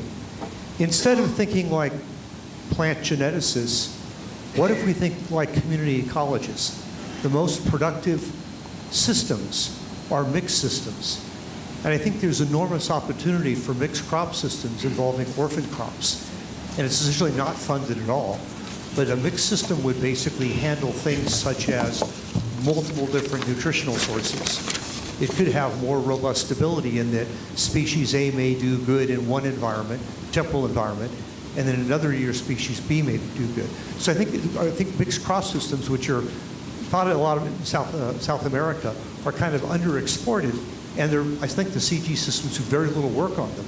But I think there's tremendous opportunity for a massive paradigm shift. It may fail, but it also might be very dramatic. Thank you. I think when I was doing the summary to the keynote speech, there are two issues: the agroecology way or the productivity way. I highlighted that aspect, and it's upon us. It's incumbent upon us as a group of scientists to discuss it and exhaust it and define the paths we want to take as recommendations within our programs. So that's part of what he has already highlighted. But now we need to say, I was particular to what he said relative to the punitiveness of some of the regulatory issues that are coming on board within the movement of seed. Do we have private sector players who have a different perspective to issues who are in this room? Hi. Nadine, you want to say something? Yes, I just wanted to comment also on that. Again, I strongly believe that in Africa we have policies, strong regulatory framework. We are not always there, but we are working on it. But sometimes I feel like we focus a lot on working on those policy framework and paper, and not really looking at what is happening on the ground. When you look at what is happening on the ground, being in the regulatory department for the last 10 years, I and my team, we interact with the external environment, regulatory agency, external stakeholder, and our internal team. What matters in order for that seeds to move from A to Z, from the breeding to the farmer, it's science-based regulatory framework and predictable regulatory environment. Once you have that, and once it's implemented, you're not talking about punitive. The issue we have currently, specifically in Africa, when we are moving seeds from the neighboring country here, from Zambia, in order to get it to Tanzania, in order to get it to Kenya, we see a lack of, I wouldn't say a lack of implementation, but a challenge across the different regulatory agencies to implement all those regulatory framework that we have. So I wouldn't say it's always punitive. I wouldn't use that word, but it's the unpredictability of it, right? If you know that from A to Z, this is what's going to happen, us within the company, us the regulatory department, we would be able to advise accordingly our breeding colleagues. We will be able to advise accordingly our seed production colleagues. We will be able to advise accordingly our marketing and sales colleagues. Thank you. Thank you very much for the response. Now, I think we have talked about insecurity issues. We've talked about malnutrition issues. How about on climate change? What is it that we are doing in our breeding work for mitigation and adaptation to climate change. We were told climate change, and we know it's a reality in our environments. And what policies or what frameworks within our breeding programs are we doing to enhance adaptation and mitigation of the climate change effects? I know Dr. Kevin Pixley is going to talk about it at one stage, but I want to jump the gun and ask him, what is your approach? Forgive me, I'm from CIMMYT, so my CIMMYT colleague, Dr. Pixley, are you there? Yes. Can I ask a quick question first, please? Oh, go ahead. Yeah, I wanted to come back on this issue that was raised, which you asked people to comment on. My name is Michael Aberton from IITA, and coming back on this issue of the access and benefit sharing and international treaty. So I don't want to get into it all, but I think what was said there is very important, that the breeders and associations like this one actually need to be more engaged with those discussions at the level of the governing body in terms of access and benefit sharing, in terms of changes to the multilateral system. There's some big debates going on about what they call digital sequence information and access to that could have a big impact on the work of everybody in this room. So there's need for more engagement there. And one final point, I've not heard very much said about the crucial issues of germplasm health, phytosanitary issues, the support for national phytosanitary organizations. Again, very crucial to the work of all plant breeders. Thank you. Thank you very much, especially the last point. I was thinking we would flow into it in terms of gene banks, in terms of repository issues, in terms of where we get our germplasm from, and how best we can interact in the process. Kevin, you can say something relative to climate change, mitigation issues, your drylands crops. I know you would do a paper to that at one stage, but just as a summary. Yeah, no, thanks, Xavier. I think the first thing I'd like to say is maybe respectfully disagree with an earlier comment from the moderator, from Xavier, about we have to decide as breeders whether we're going to choose between breeding for sustainability or eco-agriculture or productivity.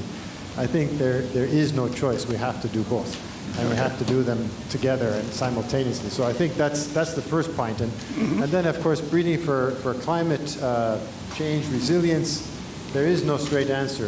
And I think there's going to be a presentation tomorrow morning about this topic, and I hope some of you can join that. But I think the nutshell for me, this is a, maybe, what do they say in the movies? There's a spoiler alert. You don't want to know, then block your ears. But tomorrow I'm going to talk a lot about how we have to first envision the future. Okay.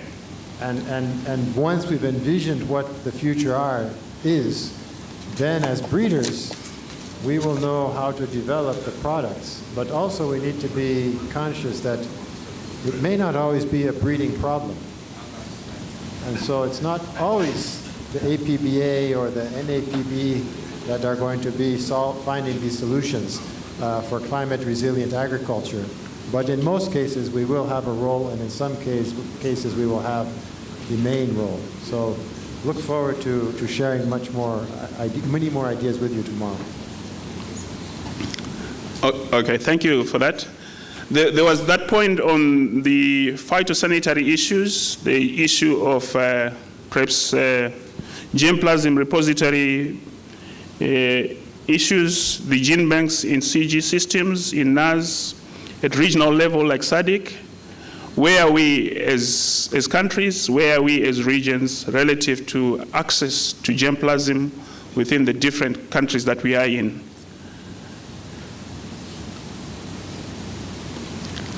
Dr. Igesi? I wasn't expecting that, but I think the countries they have different strengths and capacity, and but in terms of quarantine and support for it, I think there are sub-regional, for example, the ECOWAS, they have their meetings, they have their agreement. I also think that in East Africa, a lot of strength in cafes. So they have those strengths in managing that. There's also the theoretical part of varieties released in this country. You can easily register it in the country that belongs to the same community for the same kind of product profile, believing that it will serve the production environment or the target market. I think those are still in the early stages. Not a lot has been done. Early stages, but it's been a long time discussion, more than 10 years, maybe 20 years, but still implementation is still in its infancy. I don't think that we as breeders have done enough. And like Calvin said, it may not be only a breeding problem for some of the things we are considering as issues. So when we talk about breeders, we shouldn't be looking at it as only APBA. You should look at yourself. If I'm a breeder and I have a mandate as per responsibility in my workplace, and also as a member of APBA, then we should be understanding that it's not just the association we're expecting to act. We're expecting you or myself to act. Let's begin to implement it, and let's begin to see the roadblocks. The private industry is one part, but a lot of the breeding that is happening is still public sector driven. So what are the public sector breeders doing to see that those barriers are broken? And I think we can do more. For West Africa, we have begun to share or exchange breeding varieties that are bred in another country. For example, Ghana, grown in Nigeria. It was simply a matter of registration for cassava, one cassava variety that we registered in Nigeria and are popularizing right now. Thank you. Thank you very much, Igesi. We are running out of time. I think we have another program waiting for us. But there is this emotive question on biotech tools and the GMO issue in Africa that I thought perhaps we could sum up and discuss from the floor. What are your feelings? What do you think about it? How do you feel about it? What is the way to go? Where do we need to come good in terms of GMO policies and products? Thank you. Thank you very much. My name is Soeng Ben Daniku, and I work for the World Vegetable Center. I'm the head of Africa's Vegetable Gene Bank, where we have a very good collection of African vegetables. We call them opportunity crops. I think Julia mentioned our progress on that angle as part of the African Seed and Biotechnology Platform, where we have developed a roadmap, which we'll be talking about this afternoon. Actually, I'm not going to answer exactly the issue on GMOs, but I would like to invite us to also think outside the box.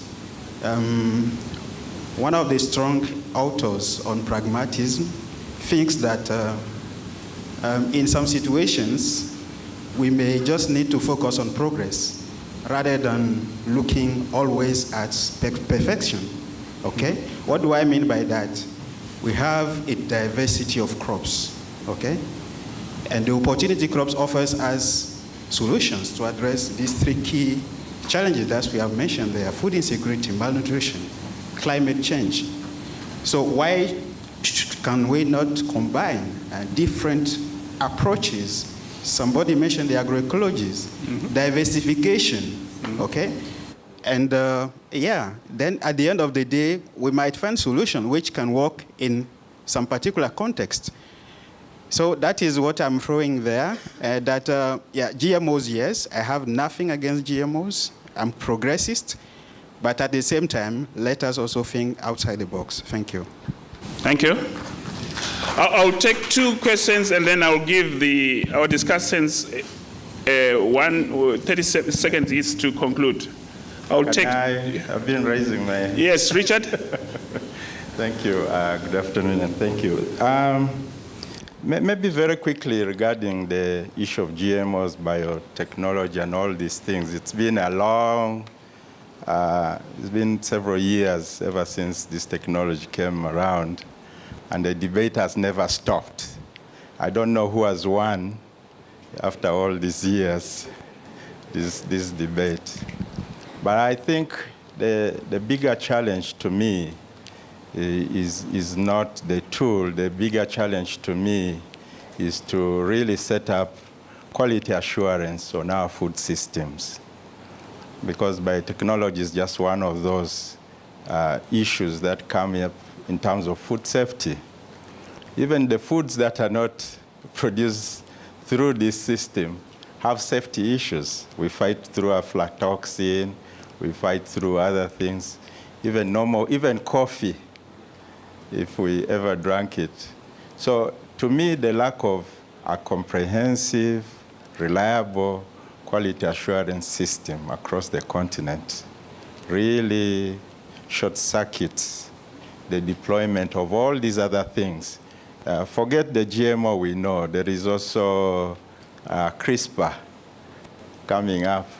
There will also be AI-derived ones coming up. It is going to be more complicated. So I think the frameworks of a quality assurance system will be there. But after having said that, let me just go to another issue that maybe we need to discuss here. Every time I've gone to my government officials seeking for resource and other things, the discussions we have is really not food security and enough food.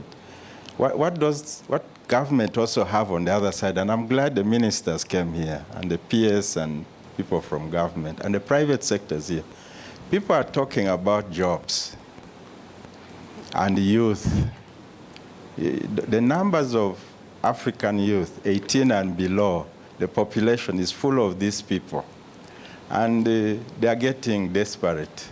They're getting frustrated. They jump on the boats and try to cross seas. And we want to reduce this number. African governments are also talking of economy. In Uganda, we want to get our economy GDP by tenfold, 50 billion to 500 billion. And they are seeking answers. So if those people came and sat with us here, it will not be about seed and genetics. It will be those questions. So we better start thinking of a way of connecting with that language and narrative. The sooner we do it, the better we will. And probably proper government funding can even come to APBA. The reason we probably don't have Dangote here is we haven't explained enough to him. He could sit here, he can fund the entire APBA for the next 20 years without a problem. But he's not here. There's another African, but he lives in the United States. For him, he wants to use his money to take people to Mars. We haven't talked to him yet. He produces Tesla cars, AI. Thank you. The whole idea, perhaps, we are kind of digressing, but the whole idea with these guys would be, perhaps, what's the need for me? So we also need to justify our positions. Yes, the last question from the plenary. This is the last one, please. I think I have the mic behind here. Oh, where are you? I'm not saying. Yeah. Okay. The two ladies and we're done. Okay, so I'm going to speak on biotech. My name is Emily. I work with CARO, Kenya Agriculture and Livestock Research. I'm a breeder, but who is very passionate about using biotech tools in breeding. And I think one issue we have about biotech, GMO, gene editing, regulation being put in place, having policies in place, our biggest challenge is communication.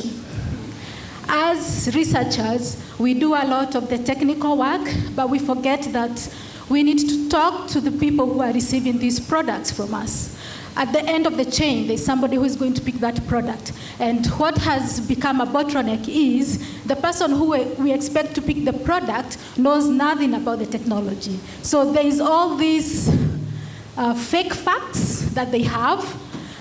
There's what they have been taught to think, but there's nobody to demystify the information that they have.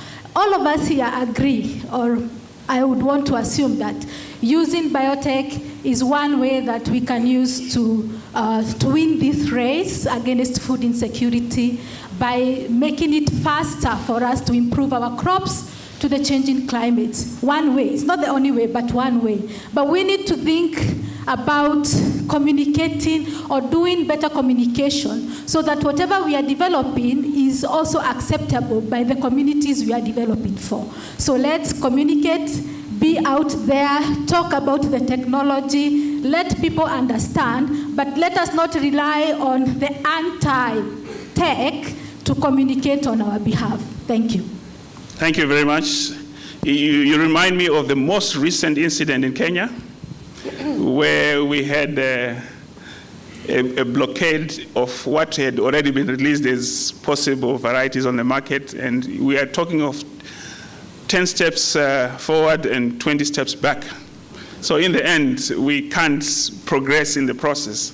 So those are some of the issues in terms of communication and harmonizing issues. Yes, ma'am. Yeah. So mine is more like teaser, kind of brain teaser. Is Africa really producing less? I don't think so. It's the post-harvest technologies, and I haven't heard that, right? We have lack of post-harvest technologies that are, a lot of yams that is produced in Nigeria just sits there. It doesn't even go out, right? So what are we doing with those post-harvest technologies? And that's one. The second is I come from India, but I'm not working in India. I work in Nigeria. But what I'm saying is that we had a green revolution in India that changed the entire perspective. Are we thinking about green revolution in Africa? And if we are, who are the champions for that? Can we select them here? Thank you. Thank you very much. I think that sums everything. In terms of what approaches, some are saying we do it collectively, we combine systems, but at the end of the day, for the green revolution for Africa to happen, is to say how do we approach everything, the whole value chain aspects, and answering to the different bottlenecks that we have. I would want us, as our discussants and the panelists here, to round it up with just 30 seconds of your comments in general relative to the topic, winning the race against food insecurity, malnutrition, and climate. I want it through genetic innovation. Thank you, Dr. Mjaju. Thank you so much. Just a quick one. We can win all this if we do one of these. I believe that we have national variety catalogs and regional variety catalogs, but you know what? They are not accessible maybe to many of the emerging seed companies. They don't know where to go when they want to produce seed. Mm-hmm. So if we digitize and, if possible, put it online so that wherever they are, they can access, I'm sure that will help.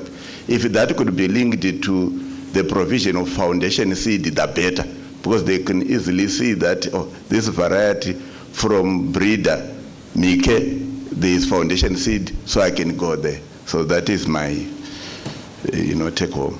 Thank you. Nadine? Thanks. I would say that to win this battle, we must connect innovation, we must connect policy, and we must connect practice. And for me, a key takeaway, I believe that in Africa, we have a lot of conferences where we come, we discuss, we raise issues, we talk about our challenges and our opportunities. So I'm looking forward to connect with the people in the conference today. I believe APBA has done a great job of inviting beyond breeders. So next time in the conference, when we will meet, we'll be talking about solutions that we have put together, private sector as an ecosystem. Thank you. Thank you very much. Bled? I think we've talked a lot about partnership, but maybe I would just also remind us of the word co-design. How do we work together on these things? And when I look at the partnerships, I spoke a little bit about South-South cooperation. In India, our national research program has 10,000 PhDs. You know the numbers from Embrapa, from CAS in China. How do we have that South-South cooperation with the CG systems, with the NARS, to actually make the kind of progress that we want to make on the genetic improvement side? But since my colleague talked about youth and unemployment, I would just, always dangerous to use one example. In Kenya, those youth that are unemployed, ICRISAT, along with MasterCard and other colleagues and partners, is providing those individuals with training for them. I'm sorry, they are seed sellers. They're becoming seed entrepreneurs. I don't think they're going to be an immediate risk or in competition to some of the major multinationals. But those young individuals are living in their communities. They're working with farmers and their other partners in the communities to sell those seeds, and they're actually creating new opportunities for themselves and also for their families and their friends. So there are ways to do this not only on science excellence, but also how do we make sure that we engage some of the groups that our colleague mentioned. Thank you. Thank you, Bled. For Dr. Tokwano, I want you to focus on the young scientist who is in this room. Yours is specific. So let's walk the process in targeting the young scientist. This is a tough one for me. Yeah? You were young. Yes, I have been a young scientist. I think a lot has to do with mentoring. You need a role model, and we are in a unique situation nowadays that the young scientists are fully loaded with knowledge, a lot of it, more than at my time. But how do they get that energy channeled properly towards what the issues are and securing the funding to get that done? I dare to say that the CG system remains a very solid system that can groom the young people and that can connect with the national programs. I was fortunate to be part of a discussion led by the African Development Bank, FAO, not FAO, the African Union, and FARA, where we said, look, the CG have a lot to offer, but how can you make sure that the programs are tailored to the needs of the continent? And the metaphor we used was that you cannot shave somebody without his head being there. So we want our head to be shaved, but involve us so that we can bring the head. And that is one area where our young people can find support. The second thing is maybe the seed system. As I said, there are opportunities here, 75% of the market that is not taken. And the young people can easily get involved in that area with the right kind of support. Thank you. Thank you very much. Dr. Igesi, your final words? Right. I think for us to win the race against food insecurity, malnutrition, and climate issues, we need to move into implementing science-driven crop improvement, nutrition-sensitive breeding, diversifying the food systems. We didn't talk much about that. Maybe that's the joker that Kelvin is keeping. Diversifying the cropping systems with new crops, old crops that we will now reintroduce.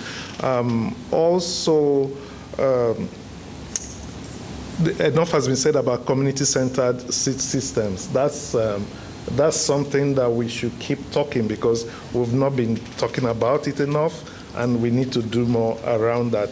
And we need to coordinate all of this because we don't want them to be going everywhere. We need to coordinate them with financing. And when we're able to align plant breeding with the broader food systems transformation, then we'll make progress. And I think that we have started right now. Thank you very much. I think we have come to the close of this session. Thank you, dear delegates. We also want to give a round of applause to our discussants and the keynote address speaker. Thank you very much. You can take your seats down. We're going into another session, which is the launch of the African Journal of Crop Improvement. I would want to call upon the moderator, Professor Julius Beer, who is the APBA president. I know there was the issue to do with the principal scientist being Dr. Damaris, who is not here today. So I'm not too sure whether we are going to postpone the launch or you are coming to take over.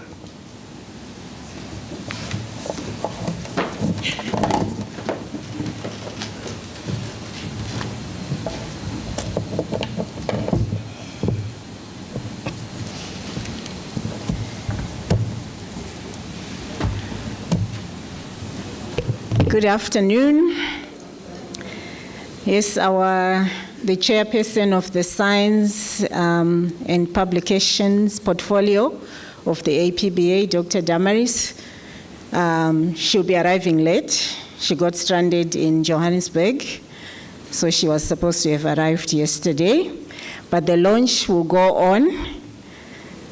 We have a video that we've prepared and a slide that will show the next steps that we'll be taking.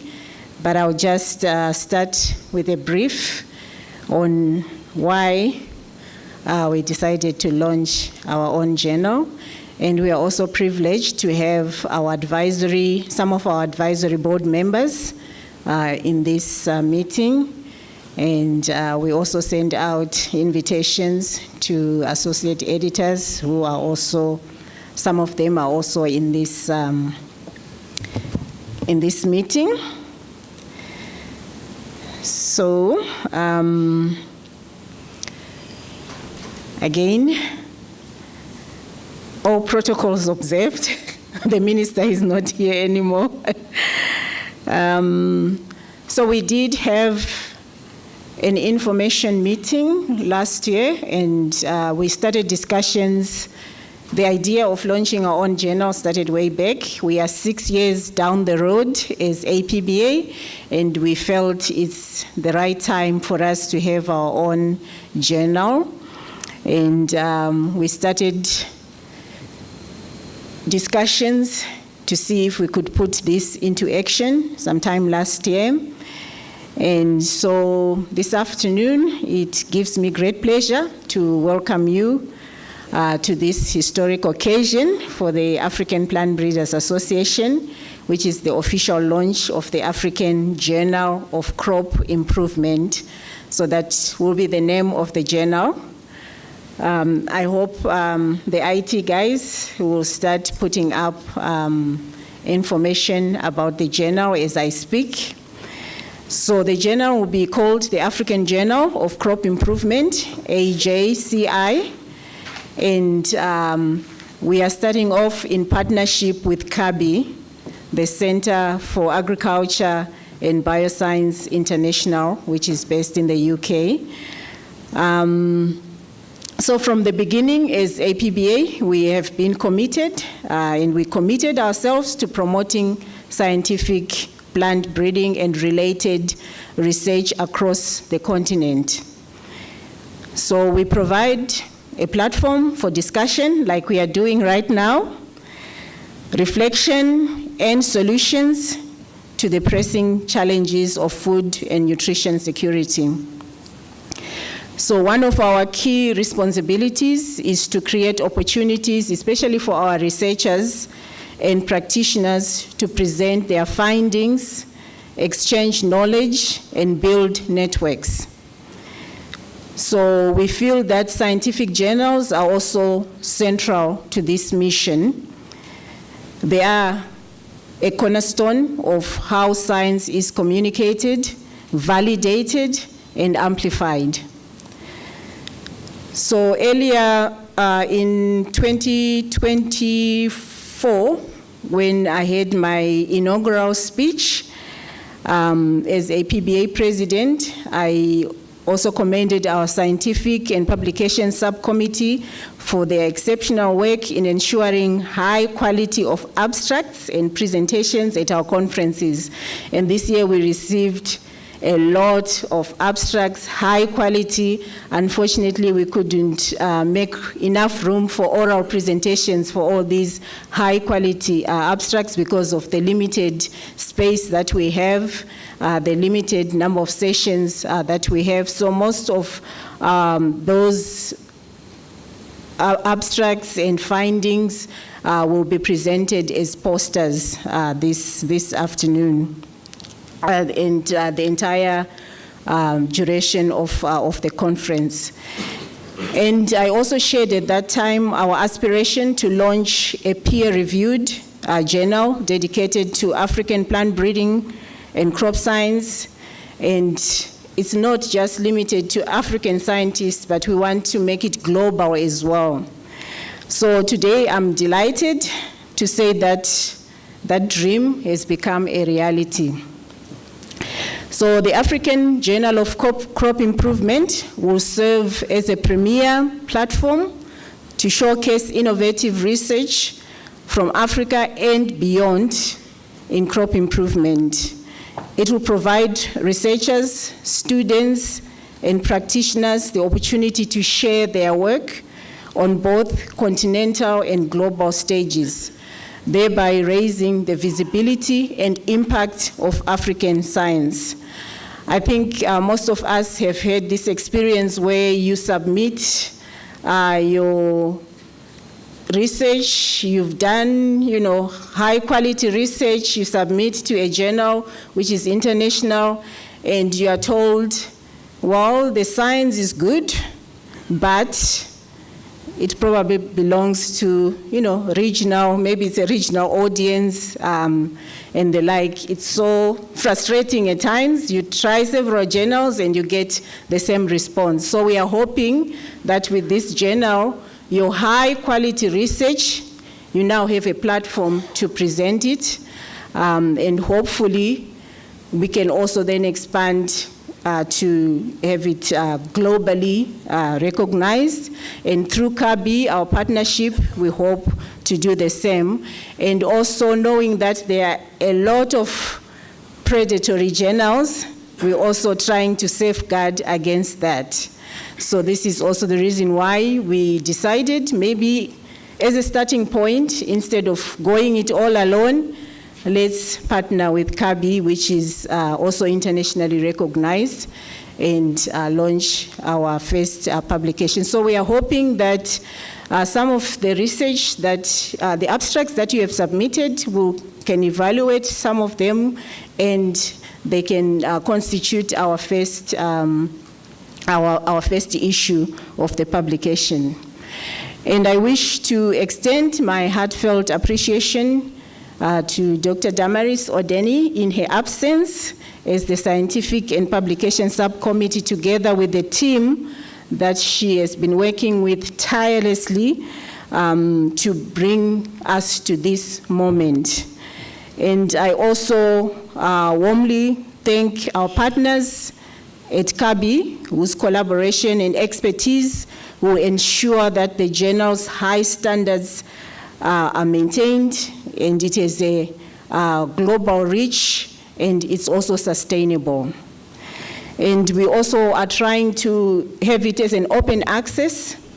We can subsidize the cost, and we are looking for more partners, more funders that can assist us to achieve that, so that our scientists are able to publish this innovative research.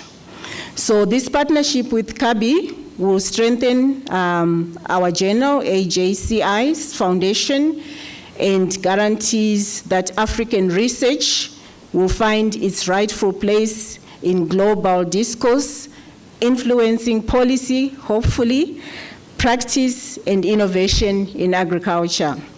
So I want to encourage us, all of us who are here, to support this initiative, not only by reading the journal, but also submitting your high-quality research to this journal.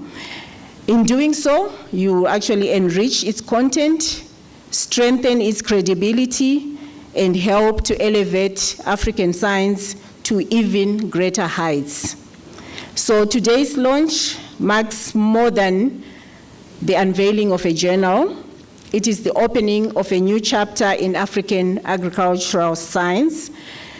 Together, through the AJCI and our partnership with CABI, we can amplify African voices, solutions, and innovations for the benefit of our farmers, communities, and future generations. Thank you. We'll play, I think, the video that's has been prepared for the journal's scope and vision.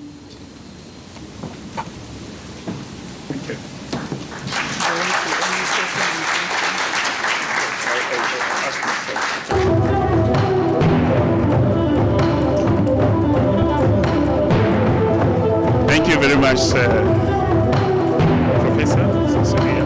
Yeah. This was an information relative to the launch of the journal. So we want to entertain any questions for today. It's work in progress, and we hope we'll have the first issue very soon. So, ladies and gentlemen, this brings us to a close of the mid-morning session. And we have one or two housekeeping issues. Those that haven't finished registration, kindly go and complete your registration before lunch so that you get your coupons for lunch. And those that have registered, we are all going down to the restaurant for our lunch. And then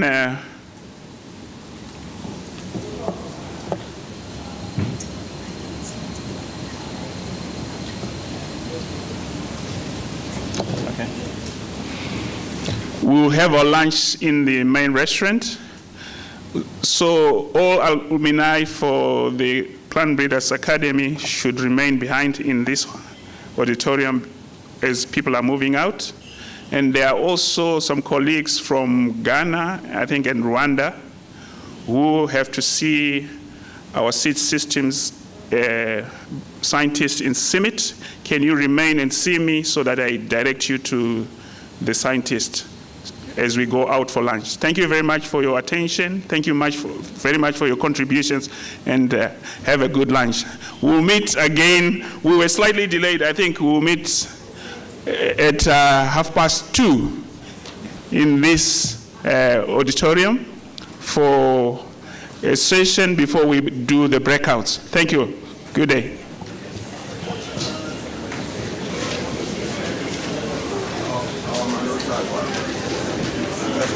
Thank you. Thank you. Azamba. Oh, thank you.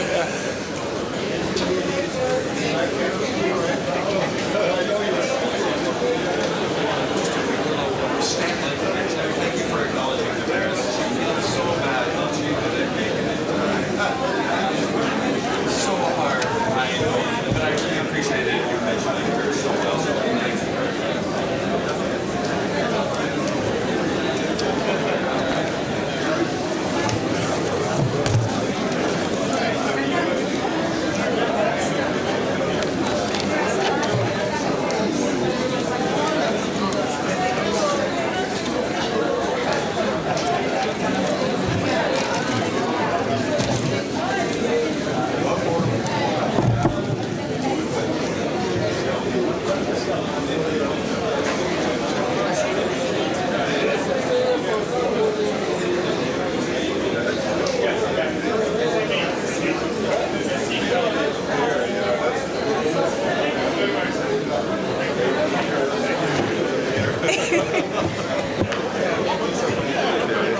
Alumni of the African Plant Breeding Academy, all classes, cohort 1, 2, 3, 4, 5, please, can you come? And the CRISPR course as well.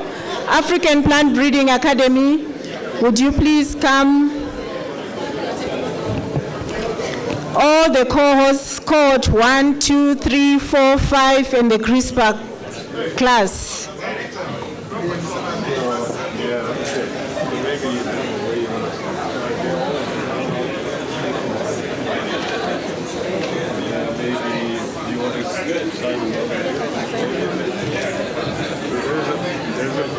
There's the first one, and Okay. you just